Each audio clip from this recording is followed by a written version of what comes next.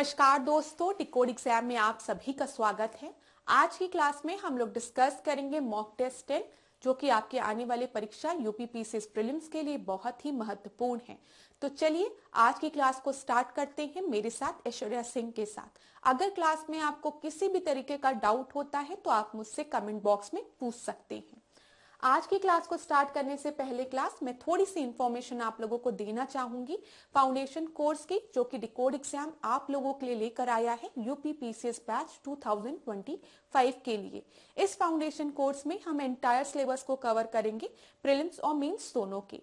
Prelims में अगर हम देखेंगे तो सीसैट पेपर और जीएस पेपर जितने भी हैं, जीएस पेपर के अंदर आपके environment, ecology, history, polity, economics सब कवर किया जाएगा इसमें, ठीक है। और जब हम मेंस की बात करेंगे तो इसमें आपके सारे जीएस पेपर के साथ हिंदी पेपर, एसए पेपर भी कवर किया जाएगा और किस तरीके से आपको मेंस में अपने आंसर्स को लिखना है ये भी बताया जाएगा। तो क्लास अगर इस कोर्स से रिलेटेड आपको कोई भी इंफॉर्मेशन चाहिए तो व्हाट्सएप नंबर दिया गया है, इस पर आप कॉन्टैक्ट कर सकते हैं। चलिए अब आज की क्लास का हम अपना पहला प्रश्न देख लेते हैं। पहले प्रश्न में क्या दिया गया है? Which one of the following is known as acceleration stage in the urbanization? ठीक है, बताइए अर्बनाइजेशन कर्व में एक्सेलरेशन स्टेज हम किसे कहते हैं? ठीक है, यहाँ पर त्वरित अवस्था की बात की गई है, तो प्रथम अवस्था को, द्वितीय अवस्था को, तृतीय या फिर चतुर्थ अवस्था को। अगर आपने इसको पढ़ा है तो आप आंसर बहुत आसानी से दे सकते हैं, लेकिन मैं मान के चल रही हूं आपके सामने ये क्वेश्चन पहली बार आया है, तो अब आप एग्जामिनेशन हॉल में बैठे हैं तो आप किस तरीके से सोचेंगे, थोड़ा इसकी कल्पना करते हैं। आपके दिमाग में ये तो आएगा कि यहाँ पर हम क्या कह रहे हैं, एक्सेलरेशन स्टेज कह रहे हैं, त्वरित अवस्था कह रहे हैं, ठीक है, एक्सेलरेशन मिला है। तो जब हम किसी भी चीज को स्टार्ट करते हैं तो वो तुरंत एक्सेलरेट नहीं करती है, आफ्टर सम टाइम जो है एक्सेलरेशन स्टार्ट होता है। तो कोई भी वक्र, कोई भी कर्व अगर आप ड्रॉ करेंगे तो कभी भी उसकी फर्स्ट स्टेज जो है ज्यादातर में एक्सेलरेशन नहीं दिखेगा आपको, एक्सेलरेटिंग स्टेज नहीं होगी, वो त्वरित अवस्था नहीं होगी। तो हम पहले ऑप्शन को ऐसे ही काट देते हैं। अब हमारे पास बी सी डी बचा, ठीक है। जो भी फाइनल स्टेज होता है, मेनली ज्यादा कर्व्स में आपका फाइनल स्टेज फोर्थ, फिफ्थ या थर्ड भी हो जाता है, ठीक है। तो अगर कोई भी फाइनल स्टेज है तो वो भी एक्सेलरेटिंग स्टेज नहीं होगी ना। एक्सेलरेटिंग स्टेज जो भी होती है वो आपके मिडिल वाला स्टेज होती है। तो यहां पर अब आपको बी सी डी में से अपने उत्तर को लगाना पड़ेगा। तो यहां पर जो सही उत्तर है वो बी है। क्यों? क्योंकि जब हम अर्बनाइजेशन कर्व को ड्रॉ करते हैं तो यहां पर मुख्यतः हम स्टेजेस को 3 स्टेजेस में डिवाइड करते हैं, स्टेज 1, 2 और सेकेंड, थर्ड, ठीक है, 1, 2 एंड थर्ड। जो फर्स्ट स्टेज होती है वो इनिशियल स्टेज होती है, ठीक है। यहाँ पे जो अर्बनाइजेशन का परसेंटेज होता है, अर्बनाइजेशन का, वो लेस देन 30% होता है फर्स्ट स्टेज में, याद रखिएगा। जो सेकेंड स्टेज होती है, यहाँ पे अर्बनाइजेशन का, नगरीकरण की हम बात कर रहे हैं, जो परसेंटेज है वो 30% से 70% के बीच में होता है। और जो थर्ड स्टेज है, यहाँ पे जो आपका होता है परसेंट, वो मोर देन 70% होता है और थर्ड स्टेज आपकी फाइनल स्टेज होती है। तो यहां पर तो आपका सही उत्तर बी है। अब परीक्षा में इसी तरीके से आपसे प्रश्न पूछा जा सकता है। इसी प्रश्न को अलग तरीके से किस तरीके से पूछेगा, देखिए कि कितनी अवस्थाएं होती हैं अगर हम शहरीकरण प्रक्रिया की बात करें, हम अर्बनाइजेशन कर्व की बात करें तो मुख्यतः हम इनको 3 अवस्थाओं में विभाजित करते हैं, प्रारंभिक, टिकट, त्वरण अवस्था और अंतिम अवस्था। मैंने आपको बता दिया जब लेस देन 30% होगा तो वो आपकी प्रारंभिक अवस्था होगी, ठीक है। त्वरण अवस्था में जो अर्बनाइजेशन का परसेंटेज है वो 30 to 70% होगा। अब जब अंतिम स्टेज आएगा तो ये जो है परसेंटेज वो मोर देन 70% हो जाएगा। देखिए तीसरा चरण यानी अंतिम अवस्था एक ऐसी अवस्था है जहां शहरी आबादी 70% से अधिक है, याद रखिएगा। ये चीज क्लियर हो गई क्लास? तो अगर इसी प्रश्न को थोड़ा और डिफिकल्ट बनाने का प्रयास करेगा तो ये परसेंटेज के हिसाब से क्लासिफाई करने को बोल देगा। ये चीज क्लियर हो गई होगी आपको। चलिए अगला प्रश्न हम देखते हैं। अब दूसरा प्रश्न क्या दिया गया है? कथन दिया गया है, कारण दिया गया है। कार्य करने की दर शक्ति कहलाती है और फिर कारण दिया है शक्ति एक सदिश राशि है। देखिए जब भी हम बात करते हैं यहाँ पर क्वांटिटी की तो हम वेक्टर की बात करते हैं और स्केलर की बात करते हैं। वेक्टर क्वांटिटी की जब हम बात करते हैं, वेक्टर यूनिट्स की जब हम बात करते हैं, तो वहां पे डायरेक्शन मैटर करता है और स्केलर में डायरेक्शन नहीं मैटर करता है। अब पावर की बात अगर हम कर ले तो पावर का फॉर्मूला आपने बचपन से पढ़ा होगा, P = W/T। तो यहां पर क्या दिया गया है, the rate of doing work is called power. ये बिल्कुल सही है, लेकिन पावर जो है, जो पावर है वो क्या स्केलर है कि वेक्टर है, तो वो आपकी स्केलर क्वांटिटी है। जो सदिश दिया है ये गलत है, ये एक अदिश राशि है, ठीक है, ये एक स्केलर क्वांटिटी है। तो रीजन आपका गलत हो गया, उत्तर सही क्या हो जाएगा, ए ट्रू है, लेकिन जो आर है वो फॉल्स है। ऐसा प्रश्न साइंस से पूछ लिया जाता है, तो ध्यान दीजिएगा। अगला प्रश्न हम देखें, निम्नलिखित राज्यों के गठन पर विचार कीजिए तथा उन्हें कालानुक्रम में व्यवस्थित कीजिए। तो मैंने आपको कई बार बताया है कि स्टेज, जब हम स्टेट की बात करते हैं तो स्टेट से रिलेटेड प्रश्न आपके परीक्षा में पूछा जाता है, क्रोनोलॉजिकल ऑर्डर में लगाने को बोल दिया जाता है। थोड़ा सा क्विक रिवीजन आप लोगों को मैं कराती हूँ। मैंने आपको बताया था कि लिंग्विस्टिक बेसिस पे, भाषाई आधार पर जो पहला स्टेट आपका बना था वो 1953 में बना था और वो आंध्र प्रदेश था, ठीक है, आपको पता है ये चीज। अब यहां पर हम देख लें कि गोवा दिया है, तेलंगाना दिया है, झारखंड दिया है और हरियाणा दिया है। तो हमको ये तो पता है कि सबसे रिसेंट में तेलंगाना बना हुआ है, तो हम देखते हैं 2 जगह 4 दिया गया है, ठीक है। देखिए क्लास, अभी मैं इस प्रश्न को इस तरीके से सॉल्व कर रही हूं कि आपको परीक्षा में इसका उत्तर नहीं पता है, आपको एग्जैक्ट ईयर नहीं आते, तब भी आप क्या कर सकते हैं, इस ऑप्शन को एलिमिनेट कर सकते हैं। अब आपको 50% में खेलना है। 50% में जब आपको खेलना है तो आपको पता है फोर्थ भी पहला हो जाएगा। तो हरियाणा जो है वो आपका पहले हो जाएगा, और मैं आपको ईयर अब बता दे रही हूं। हरियाणा का फॉर्मेशन जो है वो 1966 में हुआ है, याद रखिएगा। अब हमें 3 और 1 में से चूज करना है। 3 क्या है, झारखंड और गोवा। तो गोवा का गठन जो है वो 1987 में हुआ है, ठीक है, और हम बात करेंगे झारखंड का, तो ये 2000 में इसका गठन हुआ है। झारखंड, छत्तीसगढ़, ठीक है, और एक कौन सा है आपका, एक उत्तराखंड, इन तीनों का गठन 2000 में हुआ है, याद रखिएगा। तो यहां पर आपका सही उत्तर जो है वो क्या हो जाएगा, 4 हो गया। 4 के बाद हमने देखा गोवा हो जाएगा और तीसरा झारखंड हो जाएगा और वो हो जाएगा, ठीक है। तो ये देख लीजिए क्लास, हमने 50% एलिमिनेट कर लिया था गेसिंग के बेसिस पे। अब यहां पर आप कुछ आंसर्स को मार्क कर सकते हैं, पेपर में भी आप ऐसे ही क्वेश्चंस को सॉल्व करते हैं। हर प्रश्न का आपको चारों ऑप्शंस नहीं पता रहता, हम एलिमिनेट करते हैं। यही टैक्टिक्स हम कब सीखते हैं, जब हम मॉक टेस्ट लगाते हैं। तो यहां पर बी आपका सही उत्तर हो गया। अब कुछ और इंपॉर्टेंट पॉइंट्स जो आपको पता होने चाहिए उसको भी रिवाइज करा दे रही हूं। जब हरियाणा की बात कर रहे हैं तो याद रखिएगा 1966 में हरियाणा का गठन हुआ था। इसी में अगर हम 3 साल पीछे चले जाएं 1963 के समय में, तो आपका नागालैंड आया था, याद रखिएगा। नागालैंड का गठन 1963 में हुआ था, ठीक है। अब यहां पर हम 3 साल प्लस चले जाएं, +3 कर लें तो 1972 का समय आ गया। और 1972 के समय में आपको पता है क्या हुआ था, नहीं पता होगा, मैं बता रही हूं। 1972 के समय में अचानक जो मेघ थे, जो बादल थे, उनसे पानी की जगह मनी टपकने लगा, पैसे टपक रहे थे, ठीक है।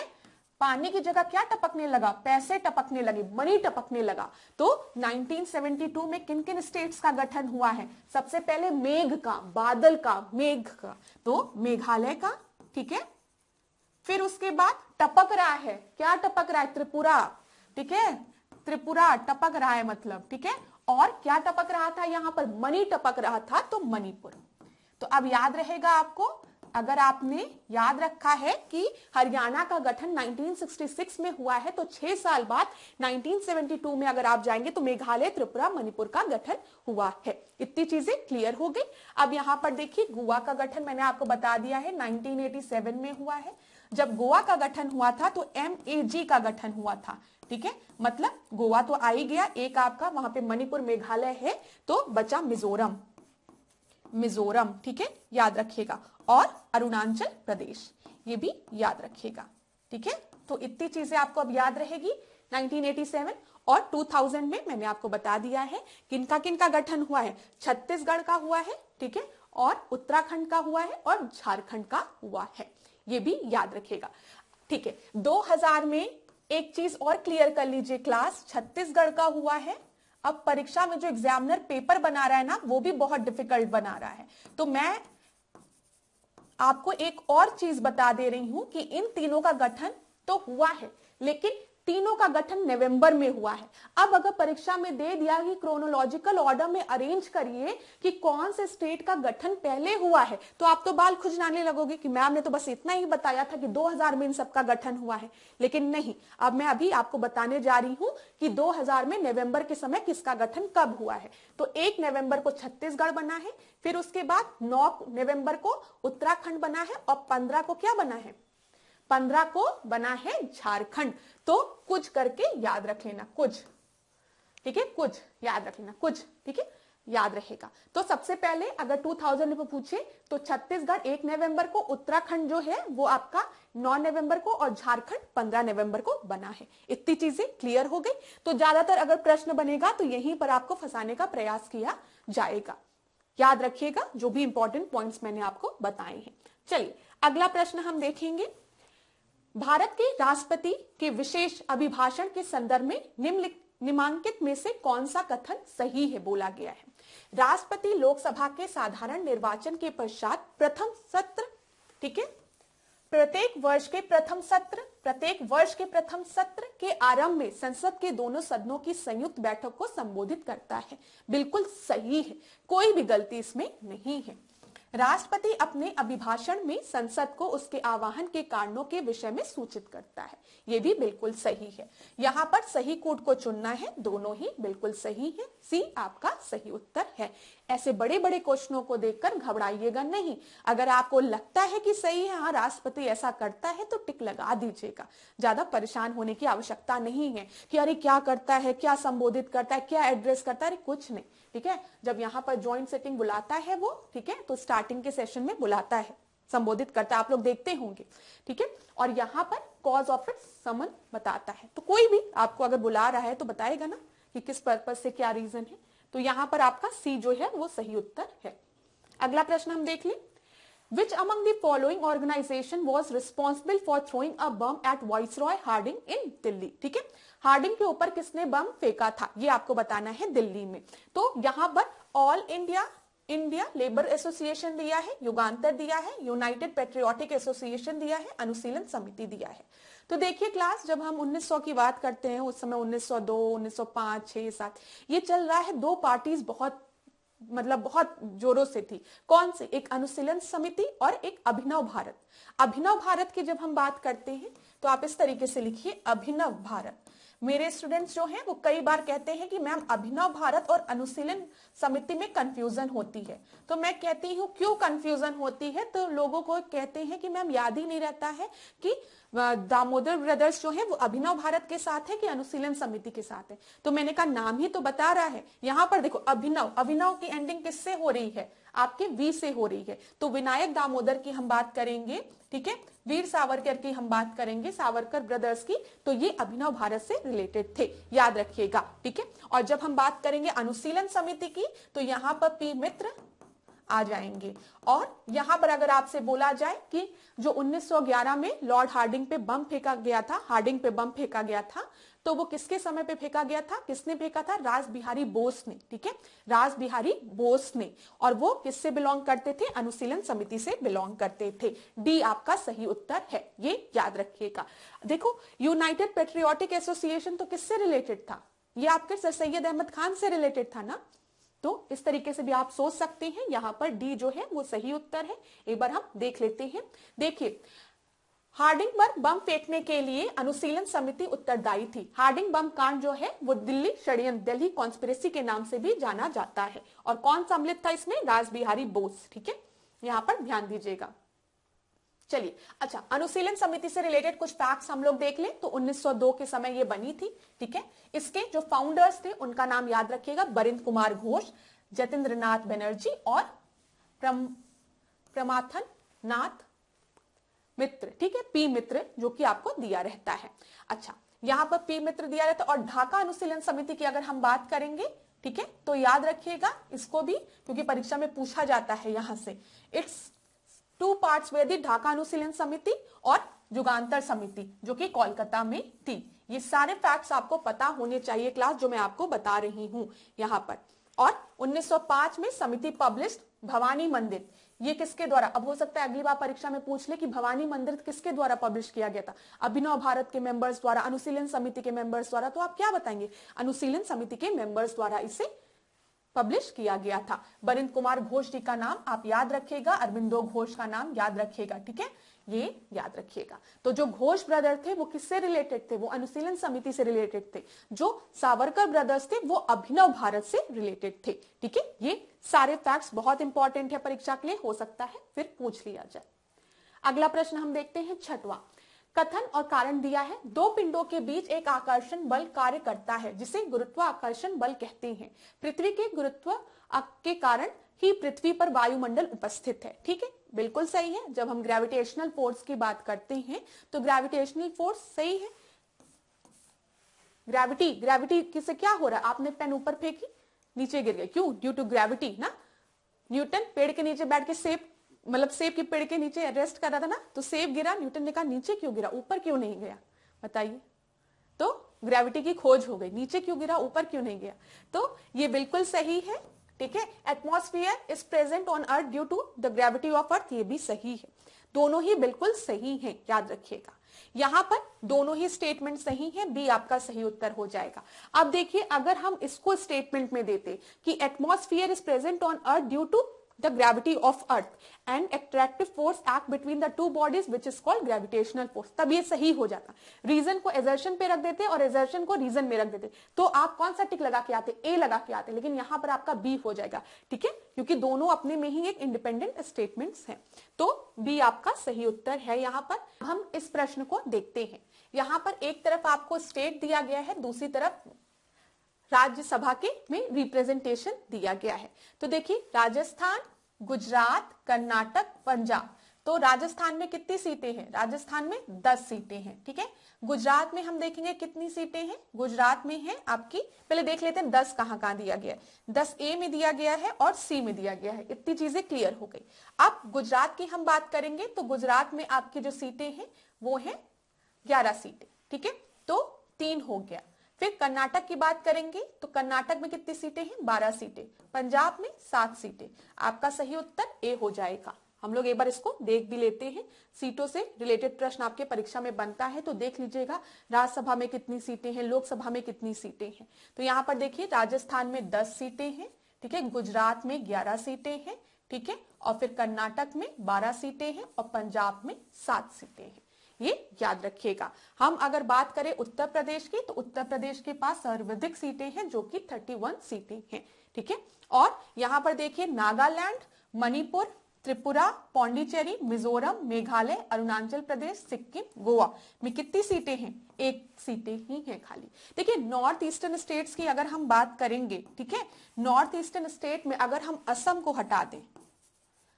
हटा दें तो सबके पास 1 ही सीटें हैं, ये भी आप इस तरीके से याद रख सकते हैं।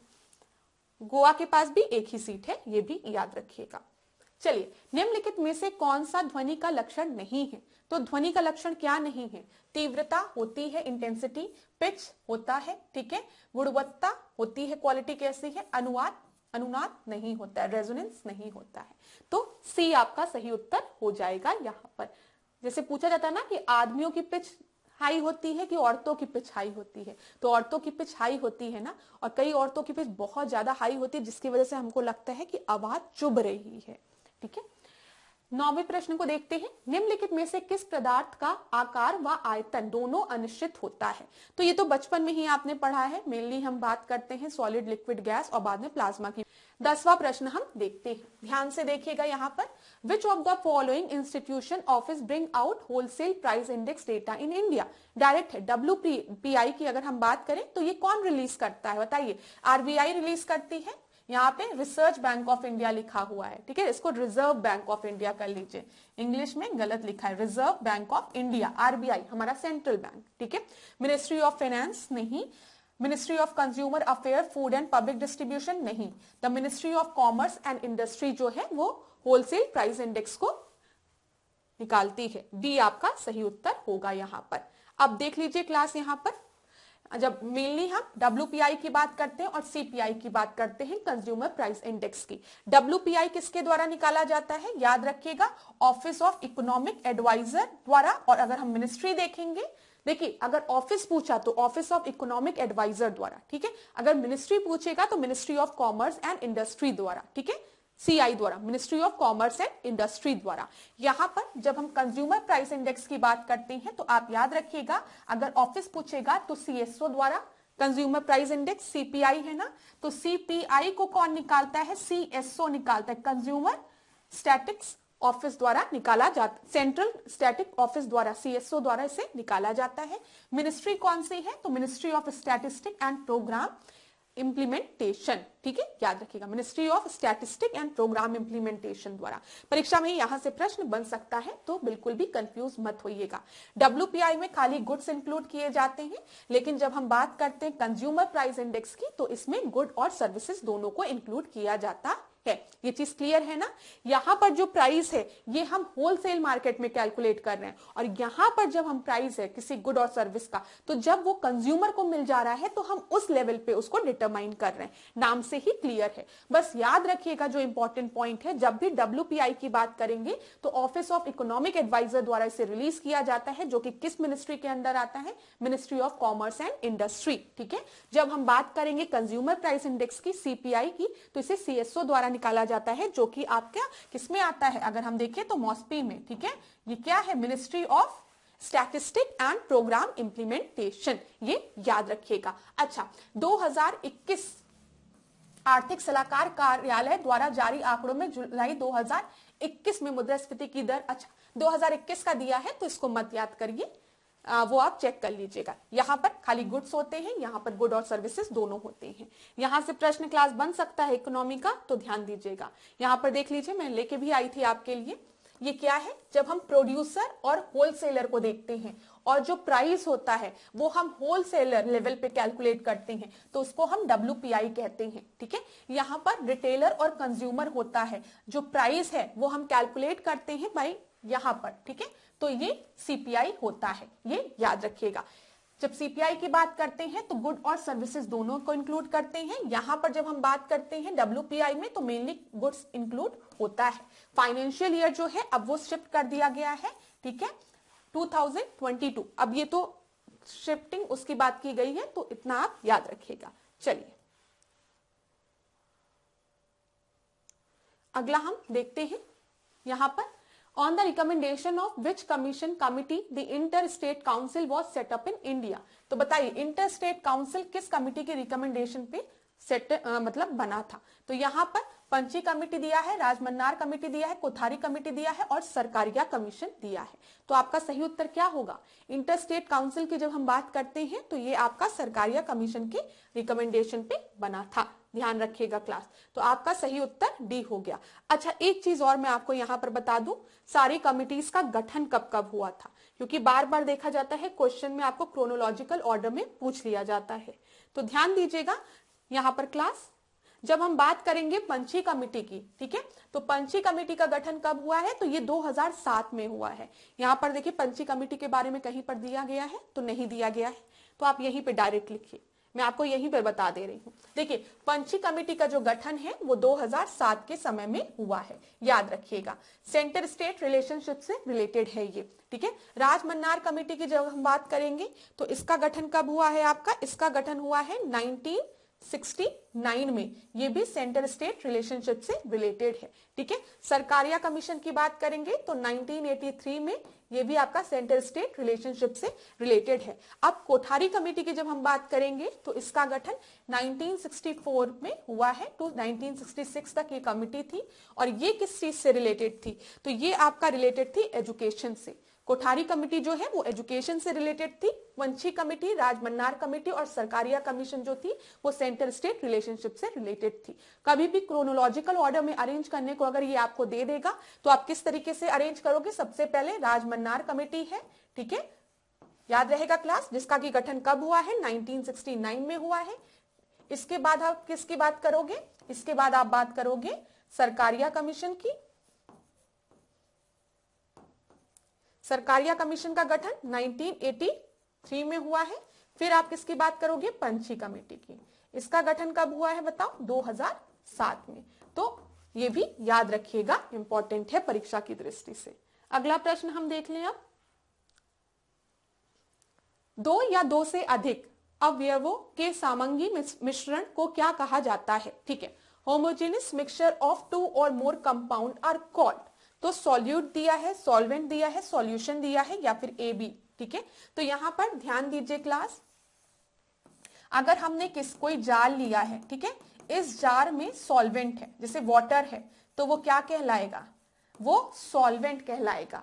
आपने 1 चम्मच चीनी इसमें लाके डाल दी, ठीक है, तो ये सॉल्यूट कहलाएगा, और इसको मिला दिया तो ये एक सॉल्यूशन कहलाएगा। इसी में आप एक और ऐसा सॉल्यूशन दे दीजिए तो ये सॉल्यूशन हो जाएगा, तो इसे हम सॉल्यूशन कहते हैं। ठीक है, ये चीज याद रखिएगा, सी आपका सही उत्तर है। अगला प्रश्न हम देखें, सेंट्रीफ्यूगेशन निम्नलिखित में से किसकी विधि है। तो बताइए, centrifugation is a method of which of the following, extraction of element from the ore, mixing of two substance, separation of components of a mixture to find out the valency. तो जब हम सेंट्रीफ्यूगेशन की बात करते हैं तो ये एक सेपरेशन मेथड है दो कंपोनेंट्स को अलग करने के लिए। ठीक है, इसमें क्या किया जाता है, जो कंपोनेंट है, जो भी मिक्सचर है, उसको तेजी से हिलाया जाता है, मतलब रोटेट कराया जाता है, जिसके वजह से जो दो कंपाउंड्स उस मिक्सचर में प्रेजेंट होते हैं वो सेपरेट हो जाते हैं। तो यहां पर सी आपका सही उत्तर होगा। ठीक है, देखिए क्लास, जब भी हम बात करते हैं सेंट्रीफ्यूगेशन और सेंट्रीपिटल फोर्स की ना, तो वहां पे रोटेशन वाला ही फिनोमिना होता है। यहां पर देख लीजिए, एक जाल लिया गया है जिसको रैपिडली क्या किया जा रहा है, रोटेट किया जा रहा है। रोटेशन की वजह से क्या है, जो आपका इस तरीके से था, इसमें जो कण थे वो मिलने के बाद बैठ गए, तो आपने सॉल्यूशन को अलग कर लिया, छान के या किसी भी तरीके से। तो यहां पर सेंट्रीफ्यूगेशन का यूज हो रहा है। ठीक है, चलिए अगला प्रश्न हम देख लें। अगला प्रश्न क्या दिया गया, धन विधेयक के अतिरिक्त एक विधेयक जो विधानसभा ने प्रथम बार पारित कर दिया हो, विधान परिषद में कितने माह तक पड़ा रह सकता है। बोला गया है कि हम मनी बिल की बात नहीं कर रहे हैं, क्योंकि हमको पता है, आप में से ज्यादातर स्टूडेंट को पता है कि मनी बिल जो है वो लोकसभा में ही इंट्रोड्यूस होता है जब हम सेंटर की बात करते हैं, और जब हम स्टेट की बात करते हैं तो ये आपके लेजिस्लेटिव असेंबली में ही इंट्रोड्यूस होता है। ठीक है, ये आप सभी को पता है, विधान सभा में, ठीक है, ही इंट्रोड्यूस होता है, ये पता है। और जब ये दूसरे हाउस में इसको जाना रहता है, जैसे राज्यसभा में, तो 14 दिन का समय दिया जाता है। सेम 14 दिन का समय यहां पर भी दिया जाता है। तो मनी बिल के लिए तो 14 दिन का समय है, और आप सभी को पता है ये लोकसभा में या फिर आपके लेजिस्लेटिव असेंबली में ही इंट्रोड्यूस होता है। अब इन्होंने कहा है मनी बिल के अतिरिक्त हम दूसरे विधेयक की बात करें, दूसरे बिल्स की बात कर रहे हैं, अगर उसे लेजिस्लेटिव असेंबली ने पास कर दिया है तो लेजिस्लेटिव काउंसिल उसको मैक्सिमम कितने दिन के लिए रख सकती है। तो याद रखिएगा, देखिए क्या कहा गया, विधानसभा ने प्रथम बार, इसका कोई उद्देश्य है ना कि इन्होंने लिखा है प्रथम बार, ठीक है, पहली बार विधानसभा ने प्रथम बार पारित कर दिया है, विधान परिषद में कितने माह तक पड़ा रह सकता है, तो वो मैक्सिमम 3 मंथ तक पड़ा रह सकता है। ये चीज आप याद रखिएगा। तो यहां पर 3 माह से अधिक तक नहीं, तो आपका सी जो है वो सही उत्तर है। ठीक है, अब ये चीज क्लियर हो गई, यहां पर सी सही उत्तर है। देख लेते हैं, अब मेरी बात ध्यान से सुनिएगा। मैंने आपसे कहा कि लेजिस्लेटिव असेंबली में उसको इंट्रोड्यूस किया गया, ठीक है, लेजिस्लेटिव असेंबली ने पास किया, पहली बार लेजिस्लेटिव काउंसिल में गया, फर्स्ट टाइम, तो लेजिस्लेटिव काउंसिल इसको 3 मंथ तक रख सकती है, उससे ज्यादा नहीं। अब लेजिस्लेटिव काउंसिल ने कोई भी एक्शन नहीं लिया, या फिर हो सकता कोई एक्शन लिया, कुछ भी किया, और उसने बिल को दोबारा लेजिस्लेटिव असेंबली में पास कर दिया। ठीक है, अब लेजिस्लेटिव असेंबली जो है वो चाह रही है कि क्यों नहीं लेजिस्लेटिव काउंसिल ने कोई एक्शन लिया है, चलो 1 महीने का और समय इनको दे देते हैं, तो वो दूसरी बार फिर जो है बिल को लेजिस्लेटिव काउंसिल में भेज सकती है, लेकिन इस समय खाली 1 महीने का ही समय देगी, 1 मंथ का ही समय देगी, और इसके बाद जो भी डिसीजन लेजिस्लेटिव काउंसिल को लेना होगा वो ले, चाहे ना ले, लेजिस्लेटिव असेंबली अपने अनुसार बिल को भेज देगी। तो अगर कभी पूछे कि मैक्सिमम कितने मंथ, तो आप बताएंगे 4 मंथ।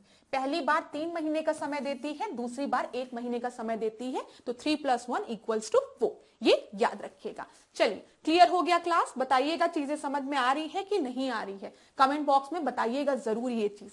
अगला देखते हैं, निम्नलिखित में से कौन सी सबसे कम सक्रिय धातु है? तो बोला गया है लीस्ट एक्टिव मेटल कौन सा है, तो यहां पर आपका सही उत्तर गोल्ड हो जाएगा। डी आपका सही उत्तर है, आसान प्रश्न है।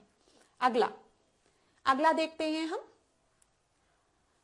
अच्छा, यहां पर एक चीज और जो मुझे आपको बता देनी चाहिए, देख लीजिए, यहां पर दिया गया है कि हम धातुओं की सक्रियता की अगर बात करेंगे तो पोटेशियम, सोडियम, कैल्शियम, ठीक है, मैग्नीशियम, एल्यूमिनियम, यहां पे दिख रहा है जस्ता, लोहा, सीसा, हाइड्रोजन, तांबा, पारा, चांदी, सोना, ये दिया गया। सबसे कम सक्रिय जो है, ठीक है, वो रिएक्टिव जो है वो सोना है। अब आप खुद सोचो, जब आप सोते हो तो आप कुछ रिएक्ट करते हो? सोने में बस मन करता है सो जाओ। और अब जब परीक्षा पास आ रही है, मुझे पता है परीक्षा पास आ रही है, बहुत से कम, मतलब बहुत ही कम ऐसे स्टूडेंट्स होंगे जो कंबल के बाहर कुर्सी मेज लगा के बैठ के पढ़ रहे होंगे। ज्यादातर स्टूडेंट उसी कंबल में बैठ के पढ़ रहे होंगे, और कंबल में बैठ के पढ़ने के बाद मन करता है कोई गरम गरम चाय दे दे। और जो रात में पढ़ते हैं ना, उनको तो मन करता है कि बैठे रहें कंबल में और कोई चाय देता जाए। और अगर गलती से सोचा 5 मिनट की कंबल ओढ़ के सो जाए 2 मिनट, ठीक है, तो फिर पूरी रात चली जाती है, फिर इंसान सो ही जाता है। तो ठंडक में पेपर नहीं रखना चाहिए, बहुत आलस सब बना रहता है। मन करता है पराठे खाएं, आलू के पराठे खाएं, गोभी के पराठे खाएं, और गर्म चाय पिए और आराम से एकदम शांत मन से बैठे रहें, कुछ ना करना हो। लेकिन अब इसी में परिश्रम करा दो, पढ़ाई करा रहे हैं। अब ऐसे भी होता है कि जब हम लोग पढ़ते थे तो क्या होता था कि जैसे जैकेट पहने रहते थे तो दोनों हाथ जैकेट के अंदर डाल के बैठ के पढ़ते थे, और जिस हाथ से लिखना रहता था वो हाथ ठंडा हो जाता था, दूसरा हाथ गर्म ही रहता था, तो वो राइट हैंड एकदम पूरा ठंडा हो जाता था। तो याद आ गया कुछ ऐसे ही आप लोगों को सोने से बताने में। चलिए अगला प्रश्न देखते हैं। बताते बताते ये भी लगता है कि आप लोगों का समय बहुत कीमती है, तो थोड़ा सा बाद में बात करेंगे, कभी आराम से एग्जाम के बाद। 16 प्रश्न को देखते हैं। निम्नलिखित में से किसे पारिस्थितिक तंत्र का प्रेरक बल कहा जाता है? देखिए class, driving force of ecosystem की बात की गई है। तो सन दिया है, रिवर दिया है, रेन फॉरेस्ट दिया है, ओशन दिया है। अब ये प्रश्न आपके परीक्षा में कई बार पूछा गया है। कभी पूछ लिया जाता है कि अर्थ का मतलब ड्राइविंग सोर्स कौन सा है, फोर्स कौन सा है। कभी पूछ लिया जाता है नेचुरल सोर्स ऑफ एनर्जी अर्थ के लिए कौन है, ठीक है, अर्थ को सबसे ज्यादा एनर्जी कहां से मिलती है, तो सबका आंसर सूर्य ही होगा, याद रखिएगा, ठीक है। तो सन जो है वो आपका सही उत्तर है। कभी भी परेशान करने की कोशिश करे एग्जामिनर, परेशान मत होइएगा। निम्नलिखित में से किसे गैसीय चक्र में शामिल नहीं किया जाता है? तो यहां पे बोला गया है गैसीय साइकिल कौन सी नहीं होती है। तो देखिए, हाइड्रोजन आपकी गैसीय साइकिल है, नाइट्रोजन भी है, कार्बन भी है, लेकिन जो फास्फोरस है वो गैसीय साइकिल नहीं होती है। तो यहां पर आपका सही उत्तर सी हो जाएगा। ध्यान रखिएगा, यहां पर ये देख लीजिए, ये आपको फास्फोरस की साइकिल दिख रही होगी, ठीक है। अच्छा, एक प्रश्न और परीक्षा में पूछा जाता है कि जो नाइट्रोजन है वो प्लांट्स किस फॉर्म में लेते हैं? पूछा जाता है ना, नाइट्रोजन को प्लांट्स किस फॉर्म में कंज्यूम करते हैं? तो नाइट्रेट फॉर्म में, ये याद रखिएगा। हमारे अगर हम एयर की बात करें, एयर में सबसे ज्यादा अमाउंट में कौन सी गैस प्रेजेंट है? नाइट्रोजन प्रेजेंट है, ये आप सभी को पता है। लेकिन इतने अधिक मात्रा में प्रेजेंट होने के बाद भी जो प्लांट्स हैं वो नाइट्रोजन को नाइट्रोजन फॉर्म में कंज्यूम नहीं कर पाते हैं, ठीक है। इसी वजह से जब हम नाइट्रोजन साइकिल पढ़ते हैं उसमें नाइट्रिफिकेशन की बात करते हैं, ठीक है, तो क्या होता है, इसको नाइट्रेट फॉर्म में ही प्लांट्स कंज्यूम कर पाते हैं। तो नाइट्रोजन का नाइट्रेट में कन्वर्ट होना बहुत जरूरी होता है फॉर द प्लांट्स। ये चीज याद रखिएगा, परीक्षा के लिए इंपॉर्टेंट है। फास्फोरस जो है वो आपकी गैसियस साइकिल नहीं है, याद रखिएगा। चलिए, वैश्विक जैव विविधता को निम्नलिखित में से क्या कहा जाता है? यहाँ पे ग्लोबल बायोडाइवर्सिटी की बात की गई है। देखिए क्लास, बायोडाइवर्सिटी को जब हम क्लासिफाई करते हैं तो मेनली इसको हम 3 तरीके से क्लासिफाई करते हैं, अल्फा, बीटा और गामा। याद रखिएगा, अल्फा, बीटा और गामा डाइवर्सिटी। ये जब हम अल्फा की बात करते हैं तो यहाँ पर जो भी हम एक अपना सैंपल लेते हैं वो एक छोटा सा सैंपल होता है। जब हम बीटा की बात करते हैं तो ये सैंपल का ओरिजिन थोड़ा आपका बड़ा हो जाता है, और गामा में हम इसको पूरे को लेते हैं। अब यहाँ पे एक एग्जांपल समझाती हूँ। जैसे हम अल्फा की बात कर रहे हैं तो हमने देखा एक रिवर, ठीक है, या कोई भी एक लेक देख लिया, अब उस लेक में किस तरीके की जैव विविधता है हम बस उसको एनालाइज कर रहे हैं। ठीक है, जब बीटा की बात मैंने आपसे की तो यहां पर हमने एक लेक को दूसरे लेक से कंपेयर किया, या फिर एक लेक को हमने एक फॉरेस्ट से कंपेयर किया कि यहां पर कैसी जैव विविधता है, यहां पर कैसी जैव विविधता है। लेकिन जब हम इसी जैव विविधता को एक और बड़े स्तर पर देख रहे हैं तो वो हमारा वो हमारा गामा हो जाता है। मतलब हम कई इकोसिस्टम को कंपेयर कर रहे हैं कि क्या डाइवर्सिटी है यहाँ पर। तो मेनली अल्फा बीटा गामा जो है वो कुछ नहीं है, वो हम कह सकते एक स्तर, एक लेवल है कि हम किस लेवल पे इकोसिस्टम को क्लासिफाई कर रहे हैं या उसको स्टडी कर रहे हैं, कंपेयर कर रहे हैं। यहां पर आपका सही उत्तर क्या हो जाएगा, गामा हो जाएगा। बी सही उत्तर है क्योंकि ग्लोबल बायोडायवर्सिटी की बात की गई है। अगला प्रश्न देखिए यहां पर, अगला प्रश्न देखिए 19वां प्रश्न। किसी क्षेत्र को हॉट स्पॉट घोषित करने के लिए निम्नलिखित में से कौन सा मानक नहीं है। ठीक है, हॉट स्पॉट जब डिक्लेयर करते हैं हम तो देखिए वेजिटेशन दिया गया है, प्राकृतिक वनस्पति, यहाँ पे नेचुरल वेजिटेशन कर लीजिए, फिर भौगोलिक दशाएं, ठीक है, स्थानिकता मतलब एंडेमिक है कि नहीं, और खतरे का स्तर। तो जब भी किसी हॉट स्पॉट को हम क्लासिफाई करते हैं वहां पर मेनली हम 2-3 चीजें देखते हैं कि जैसे हमने एक एरिया लिया, समझी, एक एरिया लिया तो सबसे पहले हम देखेंगे यहाँ पर जैव विविधता है कि नहीं। ठीक है, बायोडायवर्सिटी होनी चाहिए, ये चीज तो आपको क्लियर है। फिर देखेंगे जो जैव विविधता यहाँ पर है वो एंडेमिक है कि नहीं, मतलब वो यहीं की पैदावार है कि नहीं। ऐसा तो है नहीं कि कहीं दूसरी जगह से हम इनको ले आए हैं, कहीं दूसरी जगह से ये यहाँ पे रीलोकेट की गई है, ऐसा नहीं होना चाहिए, वहीं की होनी चाहिए। ठीक है, तो एंडेमिक होना चाहिए, नेचुरल वेजिटेशन, डाइवर्सिटी होनी चाहिए, और एक थ्रेटेड लेवल, इनको कोई खतरा तो नहीं है ये भी चेक किया जाता है। अगर खतरा होता है तभी हम हॉटस्पॉट उसको डिक्लेयर करते हैं। यहाँ पर बी जो है इसको आप टिक लगा सकते हैं। ध्यान से देखिएगा क्लास, अभी और अच्छे से क्लियर हो जाएगा जो बात मैंने आपको बताई है।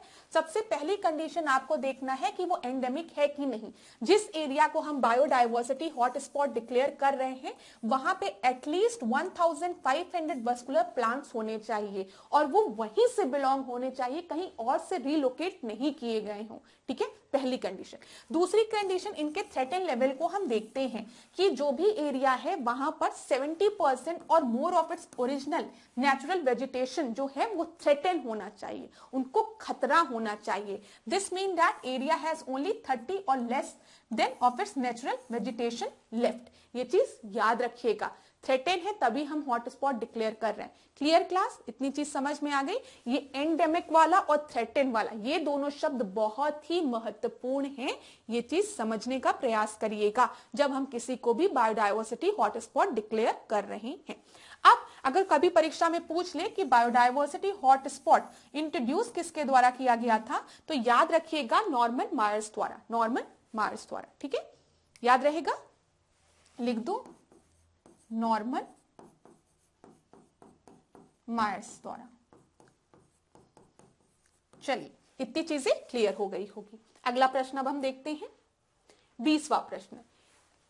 यहां पे बोला गया सेरोडो हॉटस्पॉट निम्नलिखित में से किस महाद्वीप में स्थित है। तो बताइए नॉर्थ अमेरिका में, अफ्रीका में या फिर यूरोप में। तो ये आपका दक्षिण अफ्रीका में है, डी आपका सही उत्तर है। ये हॉटस्पॉट के बारे में आपसे पूछ लिया गया। अब अगर पूछेगा तो यहां पर ध्यान दीजिएगा, ये वाला प्रश्न, निम्नलिखित में से किस क्षेत्र को हॉटेस्ट हॉट स्पॉट की श्रेणी में नहीं रखा गया, हॉटेस्ट हॉट स्पॉट की श्रेणी में।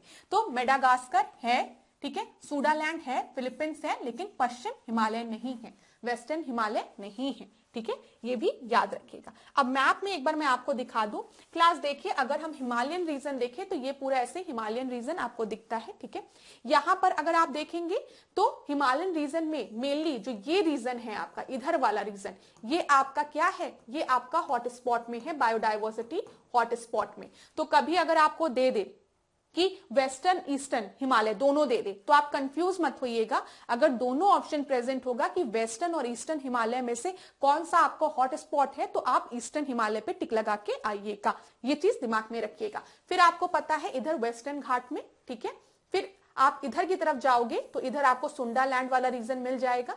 ठीक है, याद रखिएगा क्लास जो भी चीज बता रही हूं। तो ये आपके बायोडायवर्सिटी हॉटस्पॉट एरिया है कुछ। अब यहाँ पर 8 दिए गए हैं विश्व के, मेडागास्कर, कैरेबियन, पश्चिम घाट, ठीक है, पश्चिमी घाट, श्रीलंका वाला, ब्राजील का अटलांटिक वन क्षेत्र, तंजानिया, केन्या के तट, और फिलीपींस, इंडो बर्मा और सुंडालैंड। अगला प्रश्न देखते हैं। यहां पर ये मैंने आपको बता दिया, अब इसको फिर से हम नहीं पढ़ेंगे, जो चीज मैंने आपको बताई है वही लिखा है वहां पर। 22वां प्रश्न, प्राकृतिक संरक्षण के लिए अंतरराष्ट्रीय संघ जैव विविधता संरक्षण के अतिरिक्त निम्नलिखित में से किस क्षेत्र में कार्य करता है? IUCN की बात की गई है। IUCN जो है वो क्या करता है? प्राकृतिक संरक्षण की बात करता है। IUCN जो है वही तो रेड डेटा बुक पब्लिश करता है जिसमें हम डेंजर्ड, इंडेंजर्ड, वनरेबल इन स्पीशीज की बात करते हैं। तो यहां पर बोला गया वो साथ ही साथ और किस पर फोकस करता है? राष्ट्रीय उद्यानों की स्थापना, नेशनल पार्क की नहीं, ठीक है, अम्ल वर्षा की, एसिड रेन की नहीं, जलवायु प्रदूषण की नहीं, आजीविका पे फोकस करता है, लाइवलीहुड पर भी फोकस करता है IUCN। ये याद रखिएगा। आपका सही उत्तर क्या हो जाएगा? सी आपका सही उत्तर हो जाएगा। IUCN राष्ट्रीय संरक्षण के लिए अंतरराष्ट्रीय संघ है जिसकी स्थापना कब हुई थी? 1948 में हुई थी। याद रहेगा 1948 बहुत महत्वपूर्ण है, ध्यान रखिएगा। कभी परीक्षा में दे दिया कि IUCN का गठन कब हुआ है तो आप क्या बताएंगे? 1948 में हुआ है। IUCN जैव विविधता संरक्षण के अलावा 4 अन्य क्षेत्रों पर भी कार्य करता है, जैसे जलवायु, ठीक है, संपोषणीयता, ऊर्जा, आजीविका और हरित अर्थव्यवस्था पे, ठीक है। तो याद रखिएगा इन पर फोकस करता है। इतनी चीजें क्लियर हो गई। चलिए अगला प्रश्न, 23वां प्रश्न, ऐसी प्रजातियां जिनकी संख्या 10,000 से कम बची है उन्हें रेड डेटा बुक की लिस्ट में कहां रखा जाता है? 10,000 से कम की बात कही गई है तो उन्हें संकटग्रस्त में, संकट के निकट, सुभेग या फिर कम चिंतनीय, तो उनको वनरेबल में रखा जाता है। याद रखिएगा सी आपका सही उत्तर हो गया। अगला प्रश्न देखें, क्षेत्रफल के आधार पर निम्नलिखित में से कौन सा किसी बायोस्फीयर का सबसे बड़ा क्षेत्र होता है? तो बोला गया है बायोस्फीयर का सबसे बड़ा क्षेत्र क्या होता है? तो आपको पता है सबसे मध्य में जो होता है वो कोर होता है, ठीक है, फिर बफर होता है, फिर उसके बाद ट्रांजिशन, ये वाला, ठीक है। तो ये याद रखिएगा सबसे बड़ा जो होता है वो ट्रांजिशन जोन होता है। अभी मैं इसको आपको इसमें दिखाती हूँ फिगर में, मेरी ड्रॉइंग से अच्छा आप यहाँ देखिए। यहाँ पर अगर आप देखेंगे तो सबसे पहले आपको कोर रीजन मिल गया है, ठीक है, ये क्या है? ये कोर है, ठीक है। फिर इसके बाद ये क्या है? ये बफर जोन है और सबसे आखिरी में ट्रांजिशन जोन है, ये याद रखिएगा। यहां पर जब हम बात करते हैं कोर एरिया में तो ह्यूमन एक्टिविटीज नहीं इन्वॉल्व होती है ना, ये याद रखिएगा। यहाँ पर आप नहीं जा सकते हैं। हाँ, किसी रिसर्च के पर्पस के लिए किसी को जाना है तो वो परमिशन लेके जा सकता है। बफर एरिया की अगर हम बात करें तो यहाँ पर थोड़ा बहुत आपको ह्यूमन सेटलमेंट दिख जाता है, ये याद रखिएगा। और सबसे बड़ा एरिया जो होता है वो ट्रांजिशन जोन होता है, ट्रांजिशन एरिया होता है। तो क्लियर हो गया होगा। चलिए अगला प्रश्न देखिए। ये देखिए क्या पूछा गया है, राष्ट्रीय उद्यान दिए गए हैं और राज्य दिया गया है। तो चलो ये तो बड़ा ही फेमस क्वेश्चन होता है, गोरुमारा, मरुकवानी, ठीक है, राजबाड़ी, सिंबल बारा। तो बताइए आपका सही उत्तर यहाँ पर क्या होगा? यहाँ पर अगर हम देखें तो गोरुमारा जो है वो कहां पर है? वो पश्चिम बंगाल में है। ए का सेकंड 2 जगह दिया गया है, ठीक है। फिर इसके बाद देखें ए का सेकंड 2 जगह है तो बी का फर्स्ट भी 2 जगह है। तो बी का फर्स्ट मरुकवानी जो है वो तेलंगाना में है, ठीक है। अब हम देखें यहाँ पर कि राजबाड़ी कहां पर है, तो राजबाड़ी कहां पर है क्लास? राजबाड़ी जो है वो हिमाचल प्रदेश में है। नहीं, वो हिमाचल प्रदेश नहीं, वो कहां है? वो त्रिपुरा में है। त्रिपुरा में है कि हिमाचल प्रदेश में है? तो वो आपका त्रिपुरा में है। और सिंबलवाड़ा जो है वो हिमाचल प्रदेश में है। तो सी का थर्ड और डी का फोर्थ। उत्तर क्या है? डी आपका सही, सी आपका सही उत्तर है। कौन सा उत्तर सही है? सी। एक बार हम इसको मैच भी कर लेते हैं, देख भी लेते हैं। देखिए सी सही है। तेलंगाना में अगर हम देखेंगे कासू ब्रह्मनाथ रेड्डी, ठीक है, मरु वाणी, महावीर, हरिना वनस्थली। पश्चिम बंगाल में नेवरा घाटी, सिंगालीला, गोरुमारा। त्रिपुरा में हम देखेंगे तो क्लाउडेड लेपर्ड, बिसेन, ठीक है। हिमाचल प्रदेश में राष्ट्रीय उद्यान इंदर किला, खीर गंगा और सिंबल बारा। अगला प्रश्न 26वां, लोकसभा की कार्यवाही के लिए कोरम की संख्या कितनी होनी चाहिए? तो आपको पता है 10% कोरम होना चाहिए, तो ये संख्या 55% होना चाहिए। ठीक है, 1/10 होना चाहिए ना, तो 55% हो गया। सी आपका सही उत्तर है। अगला प्रश्न देखें, 27वां।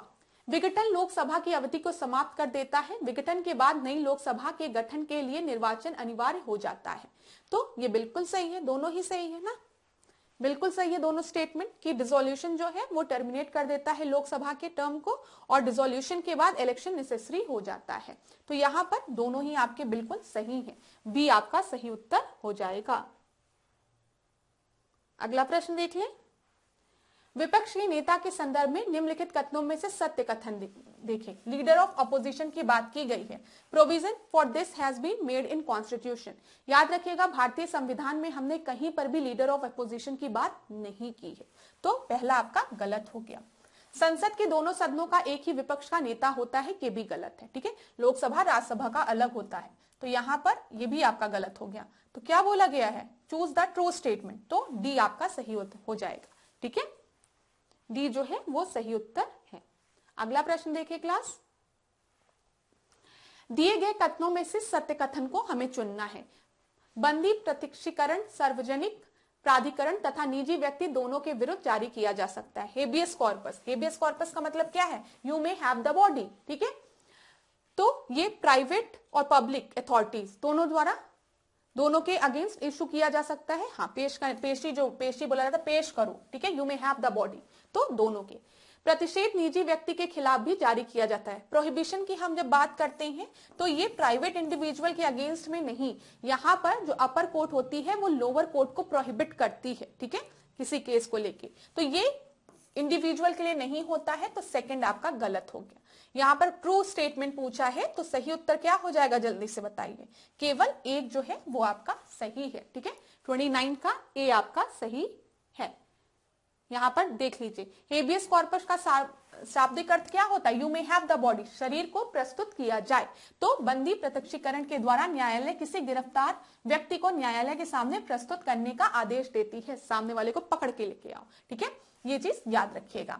यहां पर प्रतिषेध की बात करें, प्रोहिबिशन की बात करें, तो इसका अर्थ क्या होता है, प्रोहिबिट मतलब रोकना। ठीक है, तो जब कोई अधीनस्थ न्यायालय अपने अधिकार क्षेत्र का अतिक्रमण करके किसी मुकदमे की सुनवाई करता है, तो उच्च न्यायालय या सर्वोच्च न्यायालय उसे ऐसा करने से रोकने के लिए प्रतिषेध जारी कर सकता है।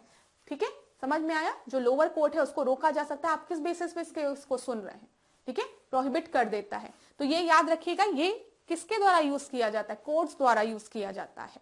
इतनी चीज क्लियर हो गई होगी। या रिट सिर्फ न्यायिक एवं अर्ध न्यायिक प्राधिकरणों के खिलाफ ही जारी किया जाता है, ये चीज दिमाग में अपने बैठा लीजिएगा। अगला प्रश्न देखते हैं, 30वां प्रश्न, निम्नलिखित में से किस अनुच्छेद में उपबंध किया गया है कि राजनिधि से पूर्णता पोषित किसी शिक्षा संस्थान में कोई धार्मिक शिक्षा नहीं देगा। ठीक है, अगर कोई भी आपका मतलब एजुकेशन इंस्टीट्यूट है जो कि स्टेट फंड के द्वारा चल रहा है, तो वहां पर कोई भी रिलीजियस एजुकेशन नहीं दिया जाएगा, ये बोला जा रहा है। तो ये बात किसमें की गई है, आर्टिकल 28 में। ठीक है, याद रखिएगा, परीक्षा में ऐसे भी डायरेक्ट प्रश्न बन जाते हैं और स्टूडेंट्स के गलत भी हो जाते हैं।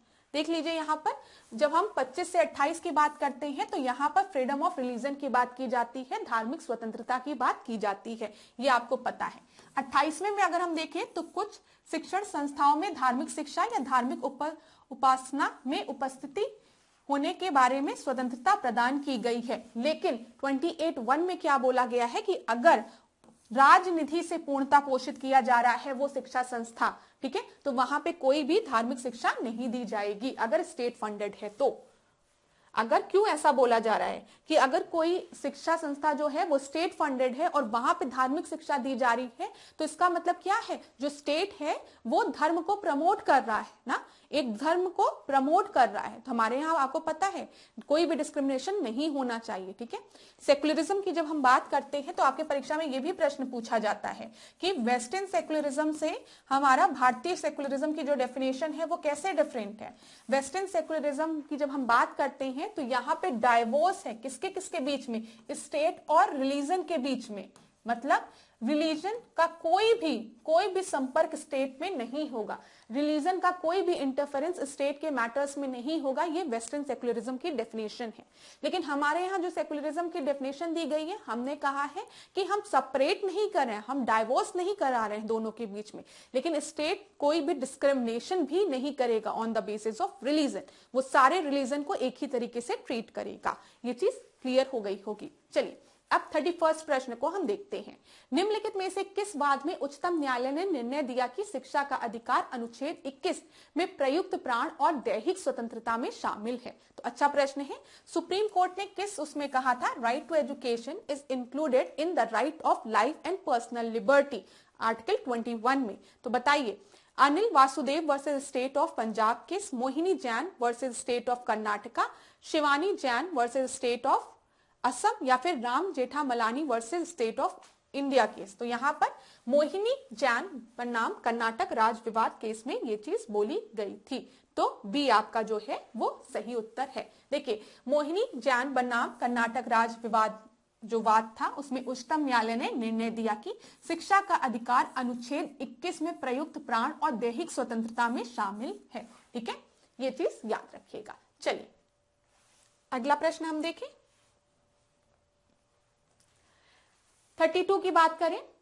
राज्य मौलिक अधिकार प्रदान नहीं करते बल्कि उनका संरक्षण करते हैं। यहाँ पे बोला गया है जो स्टेट्स हैं वो फंडामेंटल राइट्स नहीं प्रोवाइड करते हैं बल्कि उनका संरक्षण करते हैं। वर्तमान में नागरिकों को संविधान के भाग 3 में 5 प्रकार के मौलिक अधिकार प्राप्त हैं। देखिए क्लास, ये तो आपको क्लियर है कि जो स्टेट्स होते हैं, ठीक है, वो मौलिक अधिकार हमको स्टेट्स नहीं प्रोवाइड करते, हमारे संविधान में हमको मौलिक अधिकार दिए गए हैं पार्ट 3 में जब हम डिस्कस करते हैं तो। और पार्ट 3 में हम कितने मौलिक अधिकारों की बात करते हैं? तो यहाँ पर आपको दिया गया 5 टाइप के, नहीं, हम 6 टाइप के मौलिक अधिकारों की बात करते हैं। तो यहाँ पर आपका सही उत्तर क्या होगा? ए तो सही है, लेकिन आर जो है वो आपका फॉल्स है। सी आपका सही उत्तर हो जाएगा। ठीक है, राज मौलिक अधिकार प्रदान नहीं करते बल्कि उनका संरक्षण करते हैं। मूल अधिकारों का प्रावधान हमें संविधान के 3 भाग में दिया गया है। भाग 3 में कितने प्रकार के मूल अधिकार दिए गए हैं? हमको 6 प्रकार के मूल अधिकार दिए गए हैं। और अगर हम अनुच्छेद में देखेंगे तो फंडामेंटल राइट से रिलेटेड जो अनुच्छेद है वो 12 से 35 तक है। याद रखिएगा ये चीज। ठीक है, और कहां से लिया गया है मूल अधिकारों का? ये बात कहां से शामिल की गई है? तो हमने इसे अमेरिका के मूल अधिकारों से प्रभावित होकर अपने संविधान में इंक्लूड किया है। इतनी चीज याद रखिएगा सब। अगला प्रश्न हम देखते हैं। 33वां प्रश्न, साधारण विधेयक पारित कराने के संदर्भ में विधान परिषद को विशेष शक्ति प्राप्त है। दूसरा है, धन विधेयक केवल राज्य की विधानसभा में ही पेश किया जा सकता है। Legislative council has special power in passing the ordinary bill. Money bill can be introduce only in state legislature. ठीक है, अब ध्यान से देखिएगा क्लास यहाँ पर कि जब हम बात करते हैं legislative council has special power in passing the, कोई स्पेशल पावर नहीं, स्पेशल पावर तो नहीं है ना, लेजिस्लेटिव काउंसिल की बात की गई है, नहीं है। ठीक है, और यहाँ पर अगर हम देखें इसको लेजिस्लेटिव असेंबली कर लीजिए। Money bill can be introduce only in legislative assembly, तो ये बिल्कुल सही है। ठीक है, आर आपका सही है, ए आपका रॉन्ग है, बट आर आपका सही है। अभी थोड़ी देर पहले हमने डिस्कस भी आपसे किया है। ठीक है, डी आपका सही उत्तर होगा। मनी बिल खाली लोकसभा में इंट्रोड्यूस होगा, स्टेट में देखेंगे तो लेजिस्लेटिव असेंबली में ही आपका इंट्रोड्यूस होगा। अच्छा, ये भी प्रश्न बनता है कि किन किन स्टेट्स में आपके लेजिस्लेटिव काउंसिल और लेजिस्लेटिव असेंबली दोनों है, विधानसभा और विधान परिषद दोनों कहां कहां हैं? तो आप याद रख सकते हैं ना कि कहां कहां है, बताइए। तेलंगाना में है, ठीक है, आंध्र में है, ठीक है, यूपी में है, बिहार में है और महाराष्ट्र में है। ठीक है, 1 2 3 4 5, और किसी में है? नहीं, पहले जम्मू में था, अब तो जम्मू यूटी बन गया है। तो अगले प्रश्न को हम देखते हैं। अगला प्रश्न क्या है? 34, अध्यादेश के संदर्भ में निम्नलिखित कथनों में से असत्य कथन को चुने। तो ठीक है, ऑर्डिनेंस की बात हम किस आर्टिकल में करते हैं? आर्टिकल 123 में। याद रखिएगा, अध्यादेश जारी करके संविधान में संशोधन नहीं किया जा सकता, बिल्कुल सही है। ऑर्डिनेंस का यूज करके हम संविधान संशोधन नहीं कर सकते हैं, तो ये सही है। यहाँ पर अध्यादेश के द्वारा नागरिकों के मूल अधिकारों को छीना जा सकता है, ये गलत है। ऑर्डिनेंस का यूज करके कभी भी जो नागरिक है उनके मूल अधिकारों को नहीं छीना जा सकता है, ना ही उनको कम किया जा सकता है। तो इनकरेक्ट स्टेटमेंट आपको बताना है। सेकंड वाला आपका इनकरेक्ट है, उत्तर क्या हो जाएगा? बी आपका सही उत्तर हो जाएगा, ध्यान रखिएगा। अगले प्रश्न को अब हम देखते हैं। अगला प्रश्न क्या दिया गया है? निम्नलिखित में से किस अनुच्छेद के अनुसार मंत्री राष्ट्रपति के प्रसाद पर्यंत अपना पद धारण करते हैं? तो बताइए, लिखा गया है the minister will hold their office during the pleasure of the president. ये किस आर्टिकल में दिया गया है? तो ऑप्शंस बहुत क्लोज दिए गए हैं, 75(1), 75(3) क्लॉज, 72 का मतलब क्लॉज 2 और 4, क्लॉज 4 की बात। तो यहां पर आपका सही उत्तर जो है वो सी आपका सही उत्तर है। आपकी परीक्षा में भी ऐसे प्रश्न बन सकते हैं, एकदम क्लोज ऑप्शन आपको दे देगा। देखिए, संविधान के अनुच्छेद 75 क्लॉज 2 में यह उपबंध किया गया है कि मंत्री राष्ट्रपति के प्रसाद पर्यंत पद धारण करेंगे, ध्यान में रखिएगा। अगला प्रश्न हम देखते हैं। निम्नलिखित में से किसने प्रधानमंत्री के लिए कहा है कि वह सूर्य के समान है जिसके चारों ओर ग्रह परिभ्रमण करते हैं? तो प्राइम मिनिस्टर के लिए बोला गया है कि वो सन की तरीके से है और उसके चारों तरफ जो मंत्रिमंडल है वो रिवॉल्व करते हैं प्लैनेट्स की तरह, ठीक है। तो ये हर्बर्ट मैरिसन द्वारा बोला गया है, विलियम वर्नर द्वारा बोला गया है, H.J. लास्की द्वारा बोला गया है या जेनिंग्स द्वारा बोला गया है? तो ये जेनिंग्स द्वारा बोला गया है, जेनिंग्स द्वारा, ठीक है। तो डी आपका सही उत्तर है। डायरेक्ट प्रश्न है, ऐसे प्रश्न भी आपके परीक्षा में पूछे जाते हैं, ध्यान रखिएगा। यहाँ पर कुछ और इंपॉर्टेंट पॉइंट्स को देख लेते हैं। जैसे हर्बर्ट मैरिसन ने क्या बोला है? सरकार के मुखिया के रूप में वह सबसे प्रमुख होता है, ठीक है। मैरिसन ने, जो मैरी का सन है, वो अपने पापा को ही एकदम प्रमुख मानता है, ठीक है। वो पीएम को ही प्रमुख मानता है, ठीक है। मैरी का सन पापा को प्रमुख मानता है, मैरी का सन प्राइम मिनिस्टर को प्रमुख मानता है, मुखिया मानता है, याद हो गया होगा। सर विलियम वर्नर हरकोर्ट की अगर हम बात करेंगे, उन्होंने क्या बोला? उन्होंने बोला कि प्रधानमंत्री को तारों के बीच चंद्रमा की संज्ञा दी है इन्होंने, सर विलियम ने। जेनिंग्स ने क्या बोला? इन्होंने बोला कि प्रधानमंत्री जो है वो सूर्य के समान है और सारे प्लैनेट्स मतलब सारे मिनिस्टर्स जो है उनका क्या कर रहे हैं? परिभ्रमण कर रहे हैं, ठीक है। वह संविधान का सबसे मुख्य आधार है, संविधान के सभी मार्ग प्रधानमंत्री की ओर ही जाते हैं। लास्की ने क्या बोला? उन्होंने प्रधानमंत्री को ऐसी धुरी बताया है जिससे इर्द गिर्द संपूर्ण सरकार मशीनरी घूमती है, ठीक है। मुनरो ने क्या बोला? प्रधानमंत्री के लिए कहा है कि वह राज्य की नौका का कप्तान है, मुनरो, ठीक है। मुनरो ने क्या बोला? मुनरो ने बोला कि ये जो है वो बोट के आपके नौका के कप्तान है, मुनरो ने बोला। और रैमजे प्योर ने बोला प्रधानमंत्री को राज के जहाज का मल्लाह कहा है इन्होंने। तो इसको एक बार देख लीजिएगा, आपके परीक्षा में 1-2 बार पूछा गया है ये स्टेटमेंट किसके द्वारा दिया गया है, तो थोड़ा सा किसी भी तरीके से आप लोग ध्यान में रख लीजिएगा। चलिए अगले प्रश्न को अब हम देखें। अगले प्रश्न को, उच्च न्यायालय के न्यायाधीशों की संख्या में वृद्धि के संदर्भ में निम्नलिखित कथनों में कौन अधिकृत होता है? ठीक है, नंबर ऑफ जजेस अगर इंक्रीज करने हो तो किसके पास पावर होती है? पार्लियामेंट के पास नहीं, लेजिस्लेचर के पास नहीं, प्राइम मिनिस्टर के पास नहीं, प्रेसिडेंट के पास। सी आपका सही उत्तर है यहाँ पर, ठीक है। सी जो है वो सही उत्तर है। यहाँ पर हम लोग डिस्कस कर लेते हैं कुछ इंपॉर्टेंट पॉइंट्स को। देखिए क्या दिया गया है, किसके पास ये अथॉरिटी होती है कि वो नंबर इंक्रीज करे, नंबर ऑफ जजेस इंक्रीज करे हाई कोर्ट के, तो किसके पास पावर होती है? प्रेसिडेंट के पास पावर होती है, ये चीज याद रखिएगा, ठीक है। अब रीजन क्या क्या हो सकते हैं जजेस को इंक्रीज करने की? वो है the president can appoint additional जजेस if there is a temporary increase in the business, ठीक है। अगर कुछ ऐसा हुआ कि कार्य ज्यादा बढ़ गया है तो उस कंडीशन में प्रेसिडेंट जो है वो एडिशनल जजेस को अपॉइंट कर सकता है, ठीक है। फिर appointment process, president can appoint additional जजेस in consultation with the national judicial appointment commission. इनका टर्म कितना होता है? अप टू 2 ईयर का टर्म होता है। और अगर हम एडिशनल जजेस की बात करें तो ये इनकी एज क्या होती है? भाई जो हाई कोर्ट के जजेस की होती है 62 ईयर्स, ठीक है, याद रखिएगा। सुप्रीम कोर्ट की कितनी होती है? तो 65 होती है। The President also appoint the Chief Justice of High Court after consulting with the Chief Justice of Supreme Court, Governor of the State and other judges of the High Court। लिखा है कि जो प्रेसिडेंट है वही chief justice of high court को appoint करता है, लेकिन इन consultation with the chief justice of supreme court, ठीक है, गवर्नर और अदर जजेस ऑफ दैट हाई कोर्ट। इतनी चीज याद रखिएगा। अगला प्रश्न देखते हैं।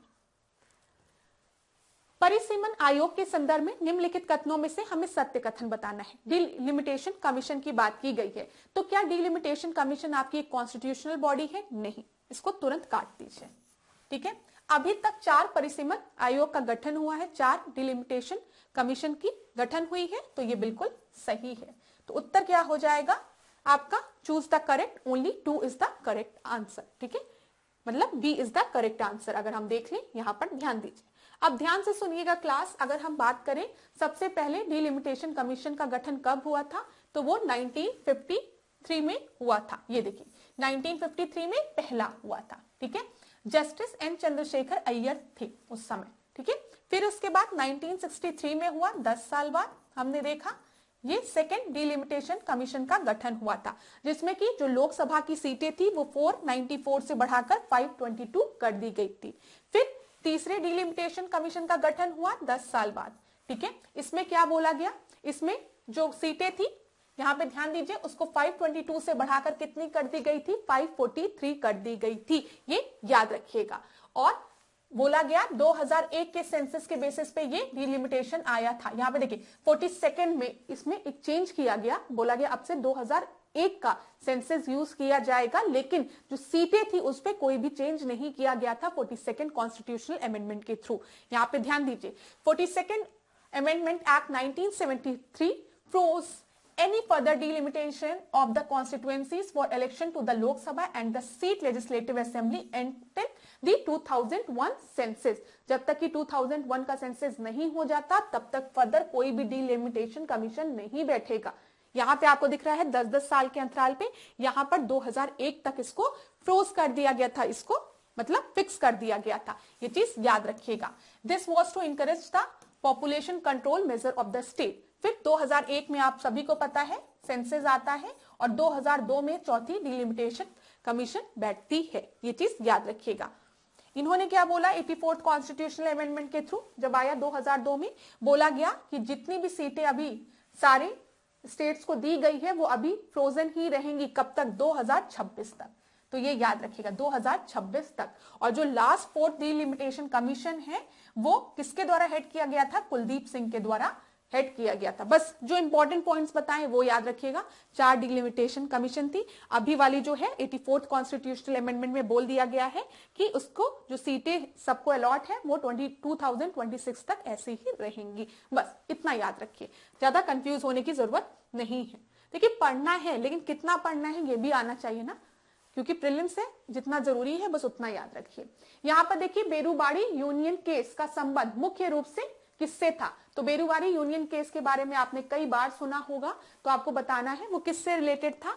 तो आर्टिकल 3 दिया है, आर्टिकल 11 दिया है, 16 दिया है, 25 दिया है।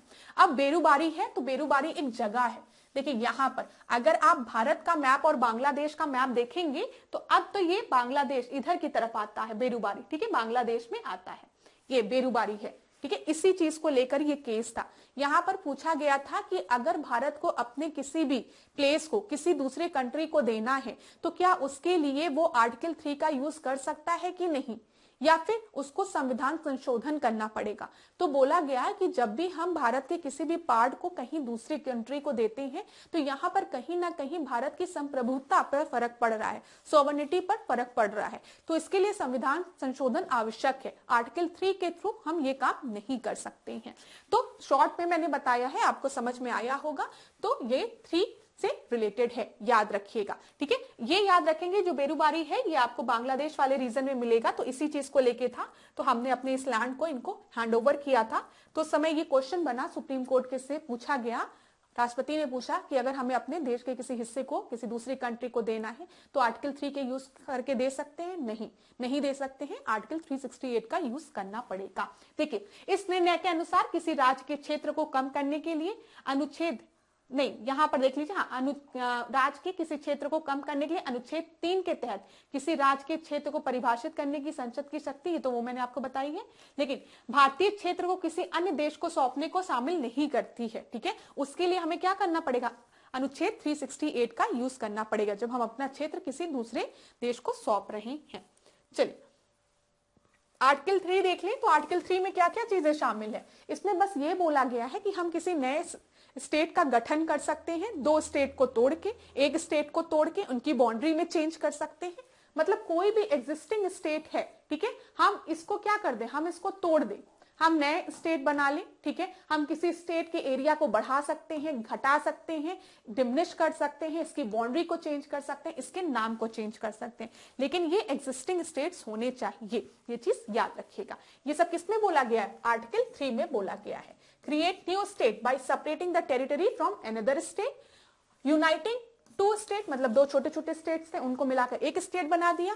Uniting any territory to a part of another state, कोई टेरिटरी है उसको दूसरे स्टेट में हमने यूनाइट कर दिया, ठीक है। इंक्रीज द एरिया, एरिया को हम बढ़ा सकते हैं, एरिया को हम घटा सकते हैं, बाउंड्रीज को चेंज कर सकते हैं और नाम को बदल सकते हैं। ये सब करना होगा तभी हम आर्टिकल 3 का यूज करेंगे। यहां पर हमें आर्टिकल 368 की जरूरत नहीं पड़ेगी, संविधान में किसी तरीके के संशोधन करने की आवश्यकता नहीं होगी, ठीक है। ये चीज याद रखिएगा, परीक्षा में पूछा जाता है इसलिए। 40वां प्रश्न, संविधान की प्रस्तावना में निम्नलिखित में से किस शब्द का प्रयोग नहीं किया गया है, बताइए। फ्रेटर्निटी का किया गया है, वर्शिप का किया गया, हार्मोनी, थॉट, तो हार्मोनी का प्रयोग नहीं किया गया है। आपके दिमाग में ये वाले का, ठीक है, इस वाले का, इसका किया गया उपासना का। अब आपको समझ में आ रहा होगा कि मैम आप मुझे बता दीजिए थॉट, वर्शिप, फ्रेटर्निटी की बात कहाँ की गई है। तो सारे स्टूडेंट्स को याद रहता है कि हमने सोवरेन की बात की है, सेक्युलर की बात की है, डेमोक्रेटिक की बात की है, रिपब्लिक की बात की है, ठीक है, और इंटीग्रिटी की बात की है, फ्रेटर्निटी की बात की है। लेकिन जब हम बात करते हैं किसकी, जब हम बात करते हैं जस्टिस की, तो हम कितने तरीके के जस्टिस की बात करते हैं, बताइए। हम 3 तरीके के जस्टिस की बात करते हैं ना, बताइए। हम सोशल, पॉलिटिकल और इकोनॉमिक जस्टिस की बात करते हैं, ठीक है। हम इक्वालिटी की जब बात करते हैं तो equality of status and opportunity की बात करते हैं, ठीक है। जब हम फ्रीडम की बात करते हैं तो फ्रीडम ऑफ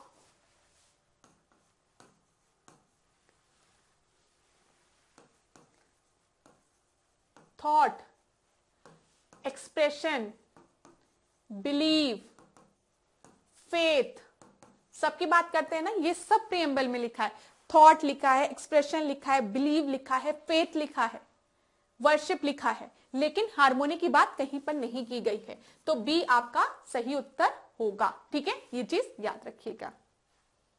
अगला प्रश्न यहां पर देख लीजिए क्या दिया गया है। समाजवादी, धर्मनिरपेक्ष, लोकतांत्रिक, गणराज्य, ये सब दिया गया है हमारे संविधान में।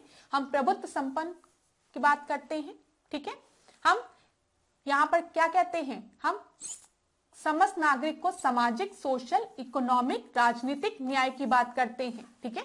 जस्टिस की बात करते हैं, पॉलिटिकल, इकोनॉमिकल और सोशल, पॉलिटिकल, इकोनॉमिकल जस्टिस की। विचार, हम थॉट, अभिव्यक्ति, ठीक है, थॉट, एक्सप्रेशन, ठीक है, बिलीव, वर्शिप और उपासना की स्वतंत्रता देते हैं, फ्रीडम देते हैं।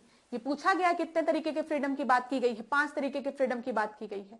2018 के पेपर में पूछा गया था, तो इसको ध्यान से पढ़ लीजिएगा क्लास, प्रश्न अच्छा बनता है। यहां से हम छोटी छोटी गलती पेपर में कर देते हैं।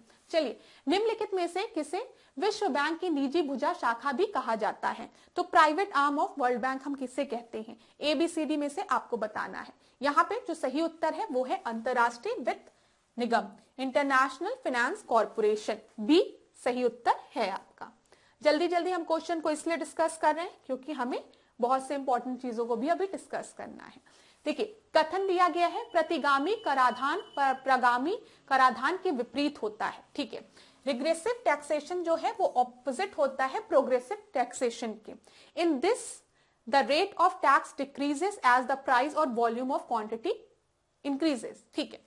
देखिए, प्रोग्रेसिव में क्या होता है, जैसे जैसे आपकी सैलरी बढ़ती है उसी के अकॉर्डिंग आपका टैक्स कटता है, ठीक है।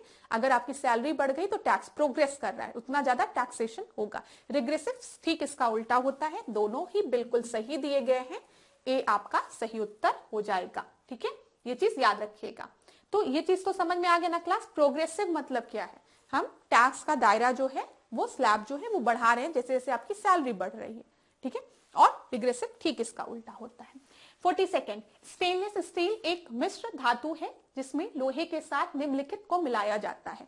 हम स्टेनलेस स्टील की बात कर रहे हैं, इसमें बताइए लोहे के साथ किससे मिलाया जाता है? तो स्टेनलेस स्टील में लोहे के साथ क्रोमियम को मिलाया जाता है। बी आपका सही उत्तर है। ठीक है, ये प्रश्न आपके परीक्षा में पूछा गया है, याद रखिएगा। जब हम स्टेनलेस स्टील की बात करते हैं उसमें 15 से 20% क्रोमियम को मिलाया जाता है और 8 से 10% निकेल को मिलाया जाता है। तो अब अगली बार अगर पूछेगा कि स्टेनलेस स्टील में क्या क्या होता है, तो याद रखिएगा क्रोमियम और निकेल। ठीक है, क्रोमियम का परसेंटेज 15 to 20% और निकेल को अगर हम देखेंगे तो 8 to 10% निकेल प्रेजेंट होता है। इतनी चीज क्लियर हो गई होगी। अगला प्रश्न, भारत में राजस्व घाटे की अवधारणा कब से शुरू हुई थी? तो रेवेन्यू डेफिसिट भारत में कब से स्टार्ट हुआ था? 1997 से। ठीक है, आपका सी सही उत्तर है। अगला हम देखते हैं 45, भंडारी समिति और बासु समिति का संबंध निम्नलिखित में से किससे है? तो ध्यान दीजिएगा, जब हम भंडारी कमेटी की बात करेंगे और बासु कमेटी की बात करेंगे तो इनका संबंध आपका आरआरबी से है, रीजनल रूरल बैंक से रिलेटेड है, जिनका की गठन कब हुआ था? 1975 में हुआ था। नाबार्ड का गठन कब हुआ था? 1982 में हुआ था। किस पंचवर्षीय योजना के तहत? तो 6वीं पंचवर्षीय योजना के तहत, याद रखिएगा। सी आपका सही उत्तर है। अगला प्रश्न देखते हैं। अगला प्रश्न क्या दिया गया है? कथन, ऋग्वैदिक कालीन भौगोलिक विस्तार की जानकारी मुख्यतः ऋग्वेद से प्राप्त होती है। ऋग्वेद में आर्यों के निवास स्थल के रूप में सब सिंधु प्रदेश का उल्लेख मिलता है। दोनों ही बिल्कुल सही है। जियोग्राफिकल एक्सटेंशन क्या था उस समय का? तो ये इसकी जानकारी हमें ऋग्वेद से मिलती है और हमें ये भी पता चलता है कि जो आर्यों का निवास स्थल था वो सब सिंधु प्रदेश में था। तो दोनों ही स्टेटमेंट आपके बिल्कुल सही है। उत्तर आपका बी हो जाएगा। अगला प्रश्न हम देखते हैं 47, दिए गए कथनों में से असत्य कथन को हमें चुनना है। ऋग्वेद में नदियों की कुल संख्या 25 बताई गई है। ऋग्वेद में सबसे अधिक बार गंगा का उल्लेख है। यहाँ पे फॉल्स स्टेटमेंट बताना है। तो पहला स्टेटमेंट जो है वो बिल्कुल सही है। ऋग्वेद में अगर हम देखेंगे टोटल 25 नदियों की बात की गई है, लेकिन सबसे ज्यादा बार गंगा का उल्लेख नहीं है। तो यहाँ पर फॉल्स स्टेटमेंट की वजह से जो पूछा गया है आपका उत्तर बी हो जाएगा। ऐसे प्रश्न आपके परीक्षा में पूछे गए हैं। ध्यान दीजिएगा क्लास, ऋग्वेद में हमने कुल 25 नदियों को बताया है, जिसमें सिंधु नदी की अगर हम बात करेंगे, सिंधु नदी का उल्लेख 36 बार किया गया है, 36 बार। ठीक है, गंगा नदी का उल्लेख 1 बार किया गया है और यमुना नदी का उल्लेख 3 बार किया गया है, याद रखिएगा। और ऋग्वेद में सरस्वती नदी को सर्वाधिक पवित्र नदी बोला गया है और इसे नदीतमा मतलब नदियों की माता भी कहा गया है। तो परीक्षा में पूछे नदीतमा किसे बोला गया है, तो वो हमने सरस्वती नदी को बोला है, जिनको की सबसे पवित्र नदी बोला जाता था। गंगा नदी के बारे में खाली 1 बार मेंशन किया गया है। 36 बार किसके बारे में मेंशन किया गया? सिंधु नदी के बारे में और 3 बार यमुना नदी के बारे में। चलिए अगला प्रश्न देख लें। अगला प्रश्न देखिए क्लास 48, निम्नलिखित में से कौन सा विवाह वचनबद्धता पर आधारित है? विवाह की बात यहाँ पर की गई है। तो ब्रह्म विवाह, दैव विवाह, ठीक है, आश विवाह या फिर प्रजापत्य विवाह। तो यहाँ पर आपका सही उत्तर क्या हो जाएगा? ये जो प्रजापत्य विवाह है इसमें कमिटमेंट की बात की जाती है। ठीक है, तो डी आपका सही उत्तर है, याद रखिएगा। चलिए अगला प्रश्न हम देखें 49, महाजनपदों के संदर्भ में निम्नलिखित कथनों में से सत्य कथन हमें बताना है। अंग महाजनपद की राजधानी चंपा का पुराना नाम मालिनी था। तो देखिए अंग, मैंने बोला था जब आपके अंग में दर्द होता है तो थोड़ा चंपी करा लीजिए, आप रिलैक्स फील करेंगे। तो अंग की राजधानी चंपा है, बिल्कुल सही है। और उसको मलवा लीजिए, ठीक है, थोड़ा मलवा लीजिए, चंपी करा लीजिए, आपको आराम मिलेगा। तो मालिनी इसका पुराना नाम था, ये बिल्कुल सही है, दिया गया है। याद रहेगा ना, अंग में दर्द है तो चंपा कराओ, मालिश कराओ, मालिनी। ठीक है, फिर दिया गया है महाभारत काल में अवंती महाजनपद का प्रसिद्ध शासक जो था वो शिशुपाल था। तो बताइए अवंती महाजनपद से बिलोंग करता था शिशुपाल? नहीं, अवंती महाजनपद से नहीं, चेंदी महाजनपद से बिलोंग करता था शिशुपाल। तो ये आपका गलत हो गया। तो यहाँ पर सत्य बोला है तो केवल एक आपका सत्य उत्तर है। ठीक है, सही उत्तर है ए। देख लीजिए यहाँ पर, देखिए जब हम महाभारत काल की बात करेंगे तो जो शासक शिशुपाल था, जिनका की वध कृष्ण द्वारा किया गया था, कृष्ण जी द्वारा, ये चेतीय वंश से बिलोंग करते थे। ठीक है, चलिए अगला प्रश्न देख लेते हैं। अगले प्रश्न के पहले एक बहुत ही इंपॉर्टेंट चीज डिस्कस करूंगी मैं, वो ये है कि उत्तर प्रदेश में कितने महाजनपद आपके लोकेटेड हैं। तो अगर ये प्रश्न डायरेक्ट पूछेगा कि आज के समय में उत्तर प्रदेश में जो महाजनपद थे, 16 महाजनपद में से कितने महाजनपद उत्तर प्रदेश में थे, तो आप बताएंगे 8 महाजनपद जो थे वो उत्तर प्रदेश में थे। अब वो कौन कौन से हैं? मल, ठीक है, मल की बात करेंगे तो ये आपका देवरिया बस्ती ये वाला क्षेत्र हो गया, गोरखपुर देवरिया बस्ती वाला। काशी की बात करेंगे तो काशी आप सभी को पता है, बनारस की बात हम कर रहे हैं। फिर कौशल की बात करेंगे तो ये फैजाबाद गोंडा बहराइच वाला क्षेत्र हो गया। वत्स की बात करेंगे तो ये इलाहाबाद और मिर्जापुर वाला क्षेत्र हो गया। चेंदी आपका बुंदेलखंड क्षेत्र हो गया। पांचाल रुहेलखंड की बात करेंगे हम, और सुरसेन जो है वो मथुरा, सुरसेन याद है ना। फिर कुरु मेरठ और दक्षिण पूर्वी हरियाणा उधर की तरफ हो गया। ये चीज याद रखिएगा। 8 महाजनपद जो हैं वो यूपी में हैं। हो सकता है परीक्षा में पूछ ले। मल आपको याद रहेगा, कैसे याद रहेगा? मल की बात करते हैं ना, कुशीनारा की हम बात करते हैं, ठीक है, कुशीनारा जहां पर गौतम बुद्ध को निर्माण की प्राप्ति हुई थी, तो मल क्षेत्र था, कुशीनगर वाला क्षेत्र था वो, ठीक है। फिर काशी आप सभी को पता है, बनारस। फिर कौशल, कौशल नरेश बोला जाता है, तो ये फैजाबाद अयोध्या जी वाला, मतलब अयोध्या वाला रीजन हो गया। गोंडा अयोध्या बहराइच वाला। वत्स इलाहाबाद वाला रीजन हो गया। इसकी राजधानी अगर हम देखेंगे तो कौशंबी थी।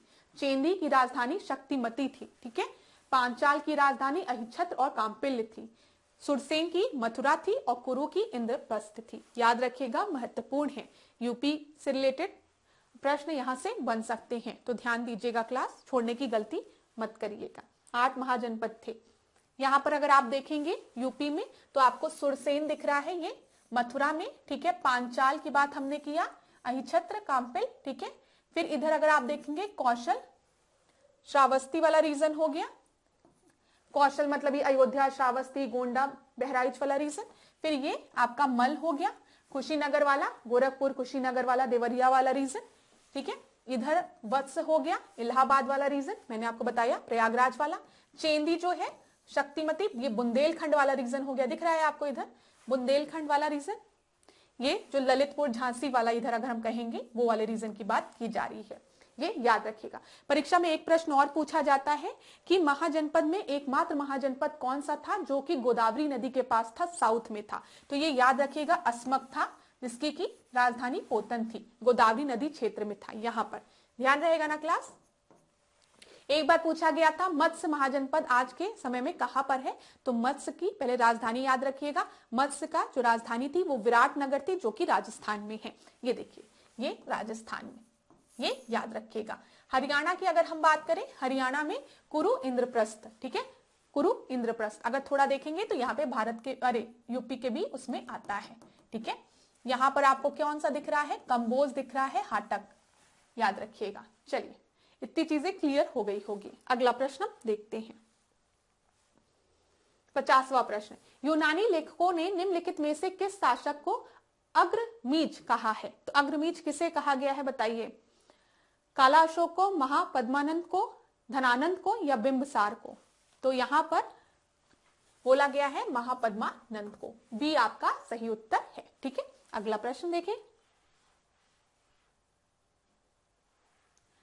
51वां प्रश्न। निम्नलिखित में से किसने बृहस्पति नामक ग्रंथ की रचना की है? तो बृहस्पति नामक ग्रंथ की रचना किसके द्वारा की गई? ये चारवाक द्वारा की गई है। डी आपका सही उत्तर होगा, ठीक है। अगला प्रश्न, जैन धर्म के अनुसार जगत का निर्माण निम्नलिखित में से कितने द्रव्यों से मिलकर हुआ है? तो बताइए, 5, 6, 3, 8, तो 6 द्रव्यों से मिलकर ब्रह्मांड का निर्माण हुआ है। बी आपका सही उत्तर है। देखिए क्या बोला गया है, इनके अनुसार जगत 6 द्रव्यों से मिलकर बना है। जीव, ठीक है, फिर भौतिक तत्व, धर्म, अधर्म, आकाश, काल से मिलकर बना है। ये सभी जो है समाप्त ना होने वाले एक शाश्वत हैं एवं शाश्वत हैं, ये कभी नहीं समाप्त होंगे, शाश्वत हैं ये, याद रखिएगा, 6 द्रव्यों से मिलकर। अगला, दिल्ली सल्तनत के किस शासक ने अपने को मलिक एवं सिपा सालार की उपाधि पदवी दी थी? तो बताइए किसने दी थी? कुतुबुद्दीन ऐबक ने, इल्तुतमिश ने, रजिया सुल्तान ने, या फिर अलाउद्दीन मसूद शाह ने। तो यहाँ पर याद रखिएगा मलिक की उपाधि जो है वो किसने अपने आप को दी थी? तो कुतुबुद्दीन ऐबक ने दी थी। ए आपका सही उत्तर है। ये प्रश्न आपके परीक्षा में पूछा भी गया है। ठीक है, अगला प्रश्न देखें। निम्नलिखित में से किस शासक ने खलीफा से खलियत मिलने के बाद नासिर अमीर उल मोमिनीन की उपाधि धारण की थी? नासिर अमीर उल मोमिनीन की उपाधि किसके द्वारा धारण की गई थी? बताइए। तो ये रजिया सुल्तान द्वारा नहीं, अलाउद्दीन खिलजी द्वारा नहीं, फिरोज शाह तुगलक द्वारा नहीं, इल्तुतमिश द्वारा।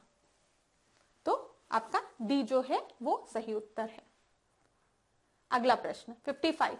लोधी वंश के निम्नलिखित शासकों को पहले से बाद के क्रम में हमें व्यवस्थित करना है। तो आपको पता है लोधी वंश का नींव किसने डाला था? तो ये बहलोल लोधी ने। ठीक है, तो यहाँ पर 3 आपका सबसे पहले होगा। इसके बाद हम देखेंगे तो सिकंदर लोधी है और फिर इब्राहिम लोधी है। इब्राहिम लोधी के साथ ही तो बाबर का युद्ध हुआ था ना 1526 में, फर्स्ट बैटल ऑफ पानीपत।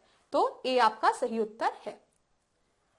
चलिए क्लास, अब इस प्रश्न को हम देखते हैं क्या दिया गया है। निम्नलिखित कथनों में से कौन सा या कौन से सही है? ठीक है, हाल ही में विश्व बौद्धिक संपदा संगठन द्वारा विश्व प्रतिभा रैंकिंग 2024 जारी की गई है। विश्व प्रतिभा रैंकिंग 2024 में सम्मिलित 67 देशों की सूची में 58वां स्थान किसका है? भारत का है बोला गया है। चलिए देखते हैं कौन सा स्टेटमेंट सही है। वर्ल्ड टैलेंट रैंकिंग 2024 जो है वो विपो द्वारा नहीं पब्लिश की गई है, वर्ल्ड इंटेलेक्चुअल प्रॉपर्टी ऑर्गेनाइजेशन द्वारा नहीं, बल्कि IMD द्वारा पब्लिश की गई है, याद रखिएगा। ठीक है, और इसमें भारत की कौन सी रैंकिंग है? इसमें भारत की 58th रैंकिंग है। ये बिल्कुल सही है। टॉप किसने किया है? स्विट्जरलैंड ने टॉप किया है। तो यहाँ पर आपका सही उत्तर क्या हो जाएगा? बी आपका सही उत्तर होगा। अब आपके दिमाग में आ रहा होगा कि मैम इतनी चीजें याद कैसे रखेंगे? तो मैं पहले आपको एक अंकल जी के बारे में बताती हूँ, सुन लीजिए, बहुत ही इंपॉर्टेंट है। ये मत सोचिएगा कि मैम अचानक से अंकल जी के बारे में क्यों बताने लगी। मेरे घर के पड़ोस में ही एक अंकल जी रहते हैं, वो बस 60 साल के होने वाले हैं। 60 साल होने में उनका बस 2 साल का एज कम है, तो वो अभी हम मान के चल रहे हैं 58 ईयर्स के हैं अंकल, 58 ईयर्स के, 2 ही साल कम है। वो सबको स्विंग कर करके, ठीक है, स्विंग कर करके क्या करते हैं? बताते हैं कि मैं MD हूं, मैं आई एम MD, ठीक है, और मैं बहुत टैलेंटेड हूं। अब बताओ, वो सबको स्विंग कर करके ऐसे ऐसे कर करके यही चीज सबको बताते हुए फिरते हैं। ये सही बात है कि गलत बात है? ऐसा करना चाहिए कि नहीं करना चाहिए? बताओ।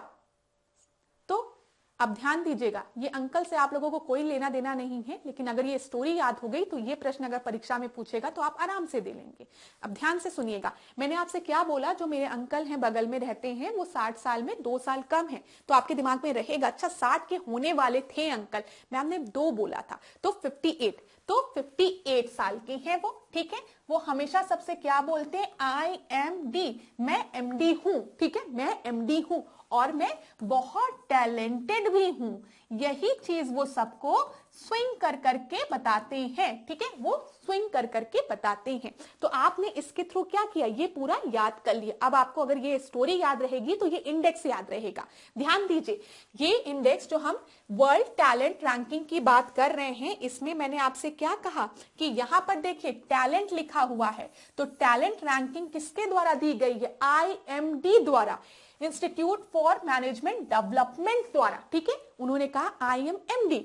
ठीक है, इसमें टॉप किसने किया है? वो स्विंग कर करके बता रहे थे, तो इसमें टॉप किया है स्विट्जरलैंड ने। ठीक है, और इसमें भारत की रैंकिंग कितनी है? वो 60 साल में केवल 2 साल कम थे। कितनी रैंकिंग है भारत की? 58। तो आप बता लेंगे वर्ल्ड टैलेंट रैंकिंग किसके द्वारा दी गई है? IMD द्वारा। ठीक है, ठीक है, भारत की कितनी रैंकिंग है? 58। टॉप किसने किया है? स्विंग याद रखिएगा ऐसे ऐसे करके, स्विट्जरलैंड ने। चलिए अगला हम देखते हैं। अगर यहां से प्रश्न पूछा तो अब आप कर लेंगे, मैं मान के चल रही हूं। इसको हटा दीजिए, इसका कोई मतलब नहीं है। अगला हम देखते हैं। अगला प्रश्न देखिए क्या दिया गया है। हाल ही में फोर्ब्स द्वारा वर्ष 2024 में विश्व की शीर्ष 10 अर्थव्यवस्थाओं से संबंधित आंकड़े जारी किए गए हैं, जिसमें जीडीपी के संदर्भ में भारत का विश्व में कौन सा स्थान है। तो आपको बताना है भारत का कौन सा स्थान है। तो बताइए सेकंड है, थर्ड है, फोर्थ है या फिफ्थ है। तो फोर्ब्स द्वारा जो जारी किया गया है उसमें हमारे भारत का 5वां स्थान है, फिफ्थ है। ठीक है, ये याद रखिएगा।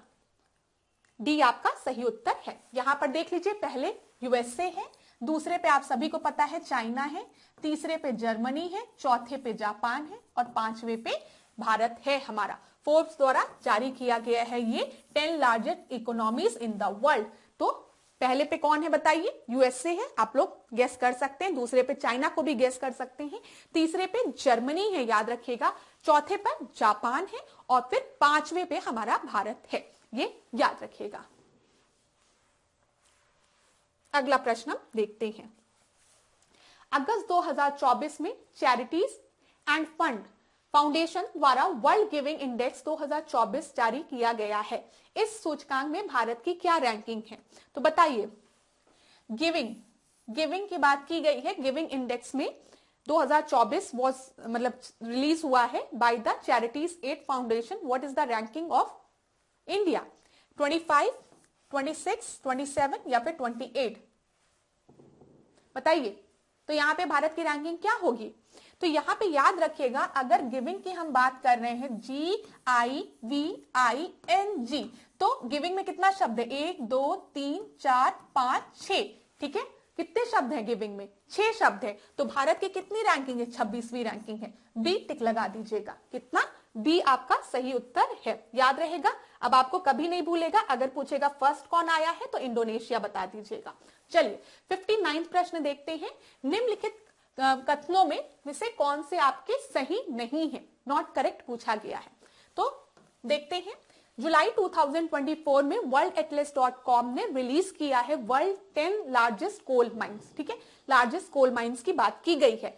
Out of 5 largest coal mine in the world 2 are located in India. हमारे भारत में 5 में से 2 कोल माइंस लोकेटेड हैं टॉप कोल माइंस में से।